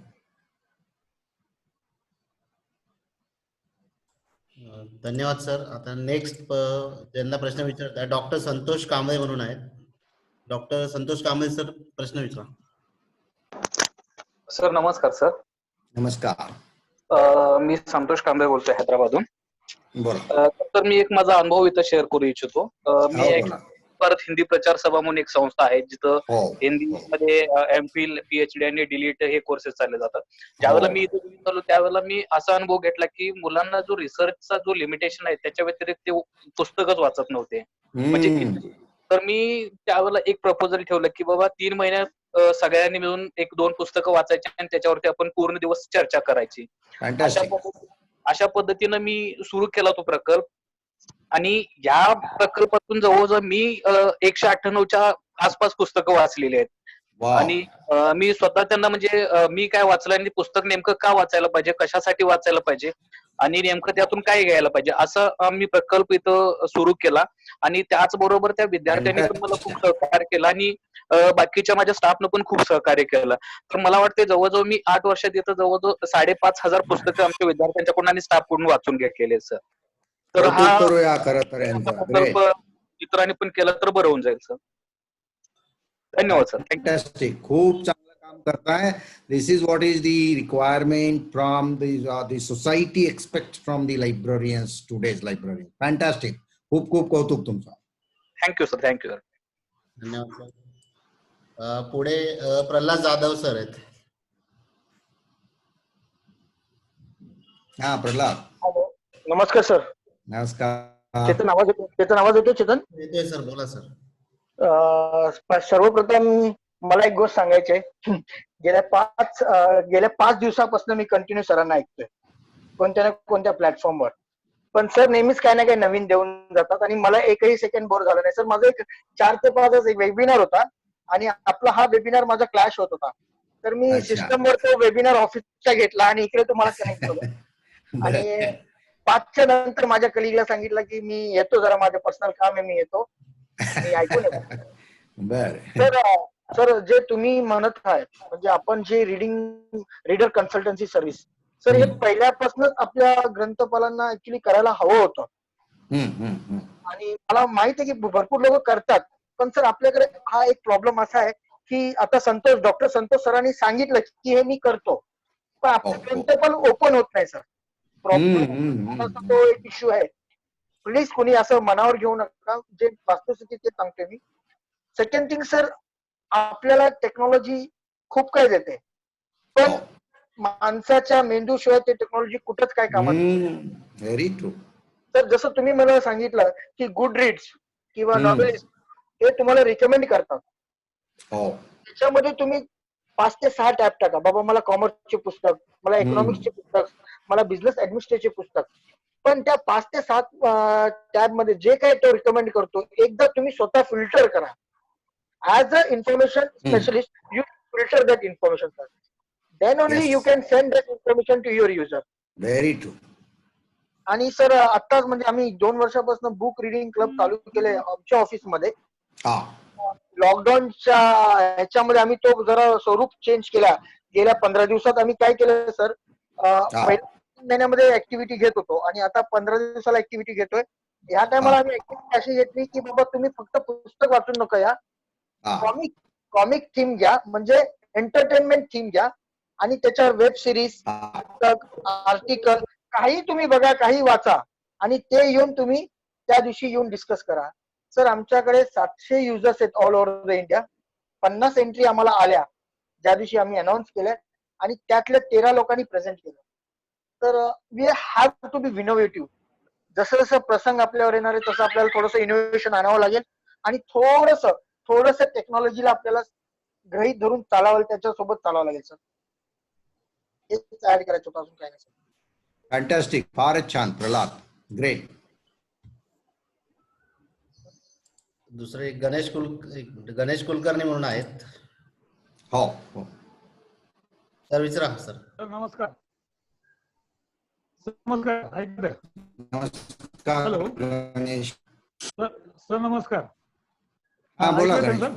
Hello नमस्कार. हा, माझा एक अनुभव शेअर करतो. येते बोला. आमच्याही माझं गाव हे ग्रामीण भागात आहे, कॉलेज आहे. मी आलेलो आहे आणि मुलं येणारी सगळी ग्रामीण भागातली वाड्या वस्तीवरची मुलं आहेत. तर मी जेव्हा 2002 पासून कॉलेजमध्ये जॉईन झालो तेव्हापासून आम्ही एक ज्ञानकोळी नावाची एक संकल्पना तिथे राबवली आहे. म्हणजे लायब्ररीमध्ये, रिडिंग रूम मध्ये आम्ही काय करतो, जी काही अवंतर पुस्तकं आहेत, आपले कथा, कादंबऱ्या, छोटे दरोड्याची पुस्तकं आहेत, मासिक आहेत, तर ते काय करतो आम्ही बाहेर रिडिंग रूम मध्ये ओपनली ठेवतो आणि ज्यांना पाहिजे त्यांना ते वाचून ते परत जागेवर ठेवतात. सुरुवातीला बरेचसे पुस्तकं चोरीला गेली, पण नंतर लोकांना ते हे काय नाही. पण सर तुमचे संस्था चालक मला किंवा प्राचार्य मला काय हरकत नाही, जाऊ द्या, पुस्तक गेलेत काय हरकत नाही, पण वाचता येत ना हे महत्वाचं. म्हणजे जास्त संख्या नाही आमच्याकडे, 25-30 मुलं रेग्युलर येतात महाविद्यालयामध्ये, 50-1 लोक लायब्ररीमध्ये येतात मुलं. म्हणजे असं वाचनाची आवड त्याच्यामुळे मुलं लागली की ग्रेड नसला तर मुलं वर्गातून बसतात. अशा काहीतरी नवीन ऍक्टिव्हिटी केल्या पाहिजेत लायब्ररीमध्ये की मुलं ग्रंथालयात आली.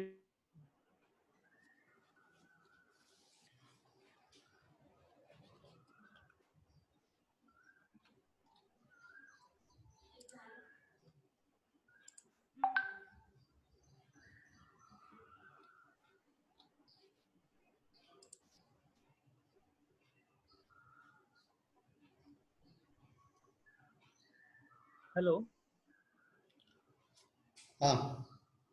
अजून काही व्यक्तींना विचारायचे असतील प्रश्न तर विचारू शकतील.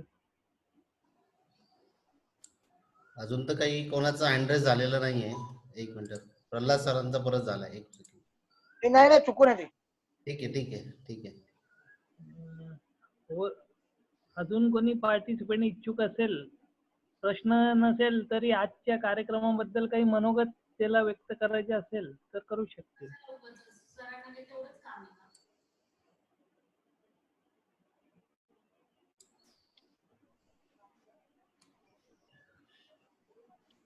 मनोगत साठी कोणी इच्छुक आहे का? बोला मॅडम, बोला. हॅलो. हा मॅडम. हा सर, प्राजक्ता बोलते माबरोडकर. हॅलो, ऐकू येत आहे? हा येतोय, आवाज येतोय. हा सर, तुम्ही हे लायब्ररीच्या सर्व ऍक्टिव्हिटीज बद्दल, म्हणजे कसं आपण वाचकाला आपण आपल्या लायब्ररी पर्यंत आणावं ह्याच्यासाठी खूप चांगलं मार्गदर्शन केलं. आता मी तुम्हाला 3 दिवस, आजचा 5वा दिवस आहे तुमचं ऐकतेय हे लेक्चर्स. खूपच सगळेच विषय वेगवेगळे आहेत, सगळेच टॉपिक वेगवेगळे होते आणि खूप चांगली माहिती दिली तुम्ही सर त्याबद्दल. एक ऍक्टिव्हिटीज म्हणजे मला इथे माझ्या लायब्ररीची इथे शेअर करावीशी वाटते. हा सांगा. आमच्या इकडे असं आहे की आमच्याकडे होम सायन्सचं कॉलेज आहे आणि सगळे टीचर्स जे लोक आहेत ते इंग्लिश कॉन्व्हेंट ह्या माध्यमातून आलेले आहेत पुढे. त्याच्यामुळे त्यांचं वाचन हे जास्त फिक्शन वरती असतं, नॉवेल्स वरती असतं, जे इंग्लिश नॉवेल्स म्हणा किंवा मराठी हिंदी, तर ह्याच्यावरती त्यांचा जास्त भर असतो. आणि ते एकदा पुस्तक वाचल्यानंतर परत ते पुस्तक काही वाचत नाहीत आणि ते त्यांच्याकडे असल्यामुळे मी जॉईन झाल्यानंतर त्यांना असं एक सांगितलं होतं की मला 1-2 टीचर्सने असं पुस्तक आणून दिले की लायब्ररी ठेवायची आहेत का. मग अशा प्रकारे असा विचार मी केल्यानंतर माझ्या लक्षात आलं की समजा जर असं टीचर्सकडनं कलेक्शन गोळा करून मी जर ते मुलांसाठी उपलब्ध केलं तर त्याचा खूप फायदा होऊ शकतो. आणि फिक्शनसाठी कधी मुलं असतात की ज्यांना स्टडीसाठी जास्त इंटरेस्ट नसतो पण त्यांना फिक्शन मध्ये कधी खूप इंटरेस्ट असतो आणि मग ते सेशन आम्ही स्टुडंट स्टाफ करणं सगळी पुस्तकं कलेक्ट केली, गोळा करून त्याचं एक्सेशन केलं आणि ती मुलांसाठी आम्ही फिक्शन कार्ड वेगळं देऊन ज्यांना जी फॅसिलिटी फिक्शनची हवी आहे त्याच्यासाठी वेगळं फॅसिलिटी आम्ही ओपन करून त्यांना वेगळं कार्ड दिलं की ज्यांना फिक्शन मध्ये इंटरेस्ट आहे आणि ती फिक्शन पुस्तकं आम्ही त्याचं वेगळं कलेक्शन करून आणि त्याच्यामुळे तरी का होईना की मुलं लायब्ररीत येतात, जी 11वी 12वीची की जी मुलं कधीच लायब्ररीत येत नाहीत. आणि त्याच्यामुळे आम्ही ज्यांना ओरिएंटेशनच्या वेळेला सांगतो की असं असं आमच्याकडे फिक्शनचं कलेक्शन दाखवतो आणि जवळजवळ आमच्याकडे आता 1000-2000 पुस्तकं झाली, 2300 पुस्तकं आता फिक्शनची आहेत सध्या. Fantastic fantastic. आणि त्याच्यामुळे आम्ही 11वी 12वीला फ्री म्हणजे असंही फ्रीच आहे, पण 11वी 12वीला त्यांच्या रीडर कार्डवर आम्ही फिक्शन अलाउ करतो. फक्त ते आम्ही 13वी पासून ते पीजी पर्यंत करत नाही, त्यांना वेगळं कार्ड घ्यायला लावतो. कारण ती मुलं येतात लायब्ररीत आणि 11वी 12वी आल्यानंतर कारण मी जेव्हा जॉईन झालं मला असं कळलं की 11वी 12वीचा एकही स्टुडंट लायब्ररीत येतच नाही. त्याच्यामुळे ही ऍक्टिव्हिटी चालू केल्यानंतर त्यांना कळलं तरी, कारण 13वीला जेव्हा ते येतात तेव्हा सांगतात अरे अपने कॉलेज में लायब्ररी है क्या. तर हे जेव्हा मी ऐकलं तेव्हा जरा मलाच खूप वाईट वाटलं की हे असं कधी होऊ नये, असं म्हणजे ह्या प्रकारे आपण काय करताय. आणि दुसऱ्याकडे आमच्याकडे बेस्ट रीडर अवॉर्ड आहे, ती एक ऍक्टिव्हिटी चालते. हो, त्याच्यामुळे तुम्ही जी माहिती सांगितली ती खरंच खूप छान होती आजची. आणि असं तुमचं लेक्चर नेहमीच आम्हाला असं इंटरेस्टिंग असतं की ऐकत बसावं. Thank you sir. तर एक 2 मिनिटं माझंही मत व्यक्त करू इच्छितो. बोल हितेश बोल. बोल होण्यासाठी नुकतंच आम्ही एक वाचन संस्कृती आणि प्रेरणा आणि वाचन संस्कृती आणि बदलते आयाम या 2 पुस्तकांचं प्रकाशन केलं. आणि सांगताना थोडा आनंद होईल की या वाचन संस्कृती वाढवण्यासाठी फक्त आपण लायब्ररी लोकच नाही तर अनेक शिक्षकांनी सुद्धा या पुस्तकामध्ये आपले लेख पाठवले आणि खरंच ते रिमार्केबल सूचना त्यांच्याकडून आपल्याला मिळाल्या. त्याच्यावर खरंच आपण लायब्ररी किंवा कॉलेजमध्ये त्याच्यावर ऍक्च्युअल वर्क करू शकतो. त्यात आपलंही फार छान. पुढे शोभा सुरसुळे मॅडम. हा नमस्कार सर. नमस्कार मॅडम. हा सर, मी पण एक ग्रामीण भागातच कॉलेज आहे माझं पण. हो, मी आलोय ना तुमच्याकडे. हा सर मी नॅशनल घेतलं अहमदपूर सर.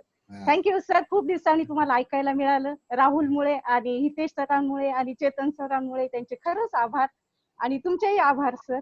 मी हे सांगते सर की मी पण माझ्या ग्रंथालयात जे प्रयत्न करते तर मी लायब्ररी वीक म्हणून एक 8 दिवस साजरे करते. ते मी 2 ते 9 ऑगस्ट या दरम्यान दरवर्षी त्याच्यामध्ये एक टॉपिक देऊन त्या विषयाचे पुस्तकं दिल्या जातात आणि त्याच विषयावर डिबेट कॉम्पिटिशन आणि निबंध स्पर्धा ठेवली जाते.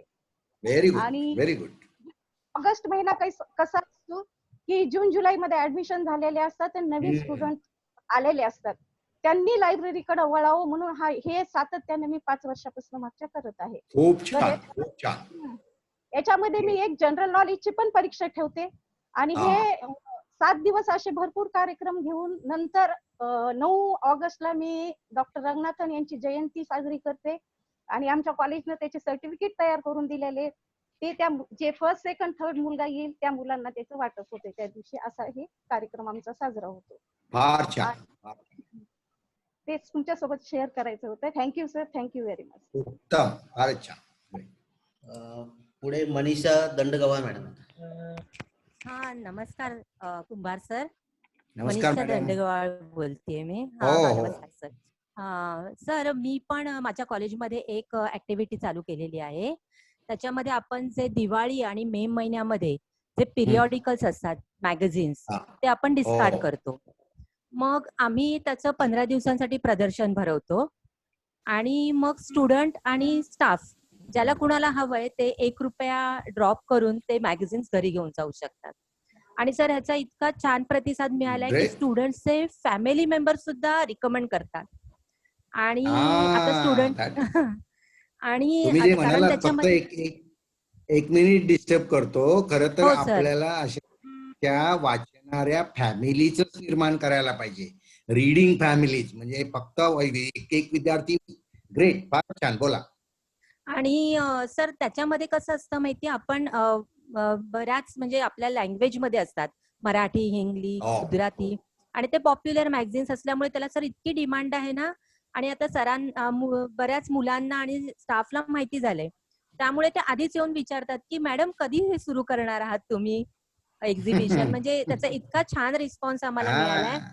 आणि त्याला आम्ही ग्रीन ऍक्टिव्हिटी पण म्हणतो, म्हणजे ते जे मटेरियल आहे ते पुन्हा पुन्हा वाचलं जातंय. आणि सर तुमचं लेक्चर फारच छान असतं, नेहमी ऐकायला आवडतं. ग्रेट. आणि मे बी आम्हाला 3 तारखेपर्यंत पुन्हा पुन्हा ऐकायला मिळेल अशी आम्ही अपेक्षा करतो. Thank you very much. थँक्यू. अजून कोणाचे प्रश्न नाहीत ना सर? सर राजेश लोहे सर आहेत पुढे. हॅलो, नमस्कार सर. हा, बोल राजेश, बोल. सर तुम्ही आमच्यासाठी नेहमी प्रेरणास्थान आहात.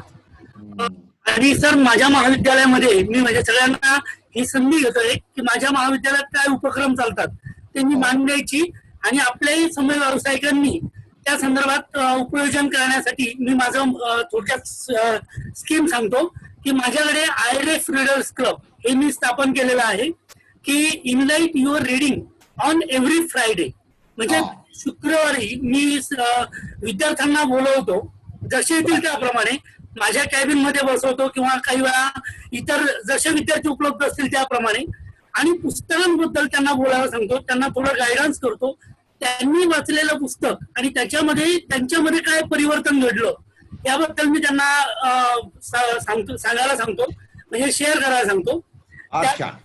नंतर जयंती आणि पुण्यतिथी या मान्यवरांच्या जयंती आणि पुण्यतिथी निमित्त त्या ग्रंथालयामध्येच आयोजित करतो, आणि जेवढे पुस्तकं असतील ते तेवढे डिस्प्ले करायचा प्रयत्न करतो.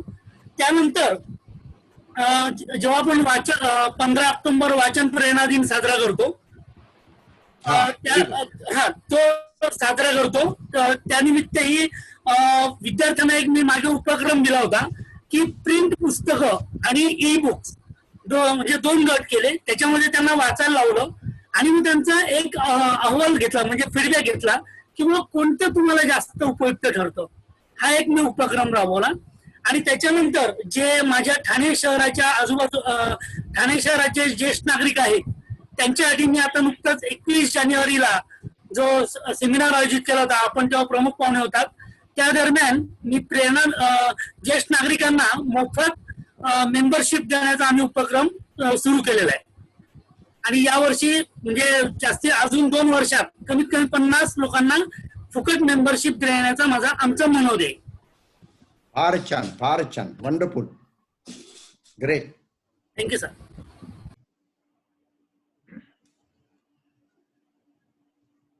धन्यवाद सर. सर याच्या पुढे आहेत अजून डॉक्टर मेधा धर्मापुरीकर मॅडम. बरं, ठीक. नमस्कार सर. नमस्कार मॅडम. हा, खूप छान बोललात सर. मी आज पहिल्यांदाच तुमचं ऐकलेलं आहे आणि खरंच फारच सुंदर तुम्ही बोललात. आणि हे इतकी खरोखर आपल्या सगळ्या ग्रंथपालांसमोर एवढं मोठं आव्हान आहे की वाचकांना लायब्ररीकडे वळवणं हे अतिशय अवघड काम होऊन बसलेलं आहे. तरी पण आपण त्याच्यावर मात करत आहोत, कारण NAAC साठी आपल्याला सामोरं जाण्यासाठी आपल्याकडे खूप मोठं ते आव्हान आहे आणि ते आपण पेलतच आहोत सगळेजण. पण मी असं म्हणेल जसं रंगनाथन सरांचे 5 जे लॉज आहेत ते आपल्याला करण्यासाठी आपल्याला त्याचे 3 कॅटेगरीज करावं लागतील असं मला वाटतं. एक तर युनिव्हर्सिटी लेवलच्या लायब्ररीज, नंतरच्या शहरातल्या किंवा ग्रामीण भागातल्या A लेवलच्या लायब्ररी, BC असे. तर माझं पण जे कॉलेज आहे, मी नांदेडमध्ये महिला कॉलेजमध्ये सर, माझ्यामुळे खरं खूप मोठं आव्हान आहे सर. एक तर नांदेड सारख्या महिला कॉलेजमध्ये 500च्या वर पण विद्यार्थिनींची संख्या जात नाही, 250, 300, 400 असते. आणि अशा वेळेस विद्यार्थिनींना लायब्ररीत आकर्षित करणे हा माझ्याजवळ खूप मोठं टास्क म्हणा किंवा आव्हान म्हणा. चॅलेंज आहे सर माझ्यासाठी खूप ते. पण मी ते करतेय आणि अक्षरशः मी काय करते सुरुवातीला सर की मुलींचं तर ओरिएंटेशन घेतोच आपण नेहमी, पण ते घेतल्यावरती सध्या माझ्या कॉलेजमध्ये ह्या ग्रामीण भागातल्या मुली खूप येतात आणि त्यातल्या त्यात अतिशय म्हणजे अगदी खेड्यागावातल्या म्हटलं सुद्धा पेक्षा खूप लो ह्याच्या म्हणजे त्यांच्या आर्थिक परिस्थिती नसते, काहीच नसते. आम्हाला आमच्या पूर्ण कॉलेजच्या स्टाफला त्यांना अक्षरशः ग्राउंड लेवल पासून वरपर्यंत आणण्यापर्यंत खूप मोठं चॅलेंज असतं. पण आम्ही ते ऍक्सेप्ट करतो. अक्षरशः आम्ही मुलींसाठी म्हणजे पैसे देतो, पुस्तकं देतो, हे तर करतो. पण मी लायब्ररीत आणि मुलींना येण्यासाठी मी एक काही उपक्रम घेतलेले असतात सर. एक मी हेल्पर कॉर्नर म्हणून ठेवून दिलेला आहे तिथं, की अक्षरशः छोट्या छोट्या गोष्टी असतात सर. पुस्तकं तर मागण्यासाठी येतातच, पण विद्यार्थ्यांना साधं एखाद्या पेपर स्टेपल करायला स्टेपलर मिळत नाही सर, किंवा डिंक मिळत नाही फोटो चिटवायला. त्या छोट्या छोट्या ज्या गोष्टी असतात त्या निमित्ताने मुलं विद्यार्थी आपल्या लायब्ररीत येतील आणि मग त्यांना आपण एनकरेज करू शकू. हा माझा थोडासा प्रयत्न आहे सर त्याच्यामध्ये. आणि तसंच नंतर आणि त्याच्यानंतर मी ज्या रीडिंग रूम मध्ये मुली येतील आणि जास्त वाचन करतील अशी मी रँकिंग काढून घेऊन मुलींना गॅदरिंगच्या वेळेस त्यांना पुस्तकं भेट देते. ज्या दोघी जणींचा नंबर काढते आणि त्यांना अक्षर पुस्तक भेट देते, की त्यांना प्राइज पुस्तकांच्या रूपाने देऊन देते सर. आणि अजून बरेच उपक्रम आहेत, पण माझ्यासमोर खूप मोठं चॅलेंज आहे सर, की मुलींना घडवणं आणि मुलींना अभ्यासासाठी किंवा पुस्तक वाचण्यासाठी प्रेरित करणं हे माझ्याजवळ खूप मोठं चॅलेंज आहे सर. थँक्यू, तुमचं खूप सुंदर झालं lecture. Thank you very much. Thank you. पुढे नूरजहान शेख म्हणून आहे सर. हॅलो. हा, good evening sir. Good evening. Sir, I'm Nooja here. And as usual, sir, your lecture was wonderful. Just want to share one thing, sir. Sir, you have told about the Readers Advisory Service. Yes. But actually, I was doing some work, but I don't know that this is called a Readers Advisory Service. आम्ही पुस्तक जेव्हा return येतो ना sir, घेतात जेव्हा विद्यार्थी return करतात ना पुस्तकं, काउंटरवरच आम्ही त्यांच्याकडनं फीडबॅक घेतो त्या पुस्तकाबद्दल. आणि मग त्या पुस्तकाबद्दल लिहून जातात त्या फीडबॅक मध्ये, आणि मग त्या पुस्तकाची सगळी फीडबॅक एकत्र करतो आणि मग ते डिस्प्ले करतो. आणि मग त्याच्यामुळे रीडर्सचं इतकं म्हणजे त्याच्यावर हे होतं की ते वाचून ते आम्हाला पुस्तकाची मागणी करतात सर.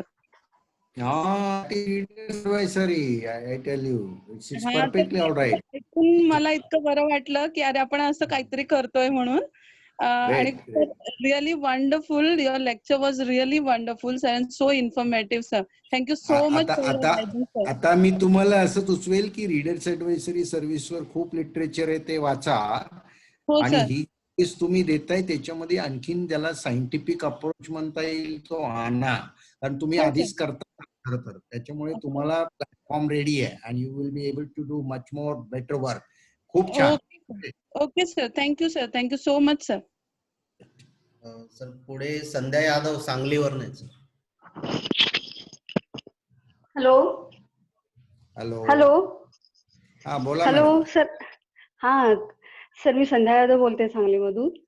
बोला. मला एक गोष्ट मला शेअर करायची होती सर, की माझं बीएडचं कॉलेज आहे आणि या कॉलेजमध्ये ज्या वेळेला ज्ञानरचनावाद हा नवीन विषय सुरू झाला त्यावेळेला याच्यावरची पुस्तकं ह्याच्यामध्ये उपलब्ध नव्हती, म्हणजे पब्लिशन झालेलं नव्हतं त्याचं पब्लिकेशन बऱ्याच पुस्तकांचं. फक्त इंग्लिशमध्ये 1-2-3 पुस्तकं होती.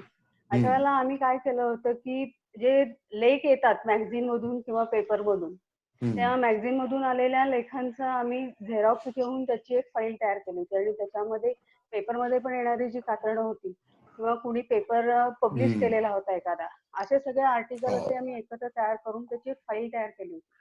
आणि त्यावेळेला 2013-14 साली ती फाईल इतकी आमची हे झाली होती, उपयोगी पडली होती. म्हणजे फक्त आमच्या कॉलेजमधल्या शिक्षकांना आणि विद्यार्थ्यांना नाही, तर आमच्या जवळपास असणाऱ्या सगळ्या बीएड कॉलेजेस मधल्या शिक्षकांनी येऊन ती फाईल रेफर केली होती. आणि एवढं त्या फाईलचं महत्व तेव्हा वाढलं होतं की आता त्याची पुस्तकं बाजारामध्ये आले, त्यामुळे आता त्यांना काय हे नाही, पण त्यावेळेला एक रेफरन्स म्हणून त्या फाईलचा खूप चांगला उपयोग झाला होता.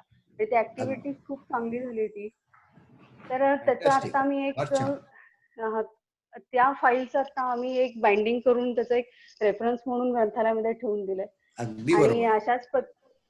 आणि अशाच पद्धतीने आम्ही अजून बीएड साठी आवश्यक असणारे जे विषय आहेत की ज्याच्यावरचं आम्हाला लेखन कुठं मिळत नाही, तर त्याच्यावरती येणारे आर्टिकल्स आहेत किंवा विद्यार्थ्यांच्यासाठी लागणारे जे लेख येतात, बऱ्याच वेळेला पेपर मधून येतात किंवा पुस्तकामधून शिक्षकांची मनोगत किंवा पालकांची मनोगतं येतात किंवा एनसीईआरटीचे वगैरे लेख येतात.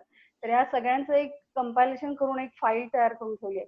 ती फाईल विद्यार्थ्यांना इतकी उपयोगी पडते ज्या वेळेला त्यांना लेक्चर घ्यायचे असतात किंवा एखादा डेमो द्यायचा असतो, त्यावेळेला नवीन आलेले कंटेंट्स काय आहे ते बघायसाठी ती मुलं त्या फाईलचा उपयोग होतात आणि त्याच्यावरून त्यांचे लेक्चर्स तयार होतात.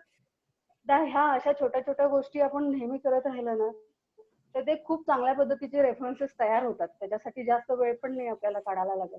पण ज्यावेळेला ते पूर्ण होतं त्यावेळेला ते कळतं की अरे हे किती उपयोगाचं झालंय, किती महत्वाचं डॉक्युमेंट तयार झालं. किंवा अशा एक 2-3 फाईल्स माझ्याकडे आहेत आणि त्याच्यासाठी बरीचशी प्रेरणा मी तुमची 2-3 पुस्तकं वाचून मला मिळाली. त्याबद्दल थँक्यू सर. फार छान, फार छान. आणि आजचं लेक्चर तर तुमचं छानच झालं. गेले 2-3 दिवस झाले मी ऐकते तुमचे लेक्चर. Thank you sir.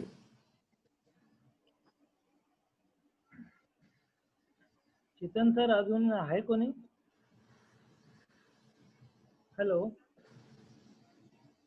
हॅलो. अजून 2 जण आहेत, पण आता आपण त्यांना व्हॉट्सअपवर ते विचारू शकतात. त्यामुळे आपण कन्क्लुडिंग करूया. परफेक्ट. चालेल, इथेच सर करा कन्क्लूड. आजचा या 6 दिवसीय वेबिनार मधला आजचा पहिला सत्र आदरणीय डॉक्टर राजेंद्र कुंभार सर यांच्या मार्गदर्शनाने पूर्ण झाला आहे. मला सांगायला अतिशय आनंद होईल की सर या वेबिनार साठी जेव्हा आम्ही व्हॉट्सअपला शेअर केलं रजिस्ट्रेशन साठी, तर विदिन आवर 150+ रजिस्ट्रेशन होते. तर याच्यावरून असं लक्षात येईल की बहुसंख्य लायब्ररी लोक हे नवीन काही शिकण्याच्या सतत प्रयत्नात आहेत आणि आपल्यासारखे मार्गदर्शक त्यांना वेळोवेळी योग्य मार्गदर्शन करतात आणि त्या अनुषंगाने ते लायब्ररीत फक्त बुक्स अवेलेबल न करता टेक्नॉलॉजी आधारित सेवा सुद्धा प्रोव्हाइड करू शकतात. तर अशा प्रकारच्या वेबिनारची खरंच गरज आहे, हे यामागून सिद्ध होते. अजून या वेबिनारचे उरलेले 5 सत्र आहे. त्याच्यापैकी उद्या रिसर्च डेटा मॅनेजमेंट RDM म्हणून प्राध्यापक प्रल्हाद जाधव सर यांचं व्याख्यान आहे. तर मी सर्वांना विनंती करतो की उद्या ठीक 5 वाजता जॉईन करावे आणि पुढचं नवीन काही शिकण्यासाठी तयार राहावे. थँक्यू. परत एकदा कुंभार सर आपले मनापासून आभार. आमचे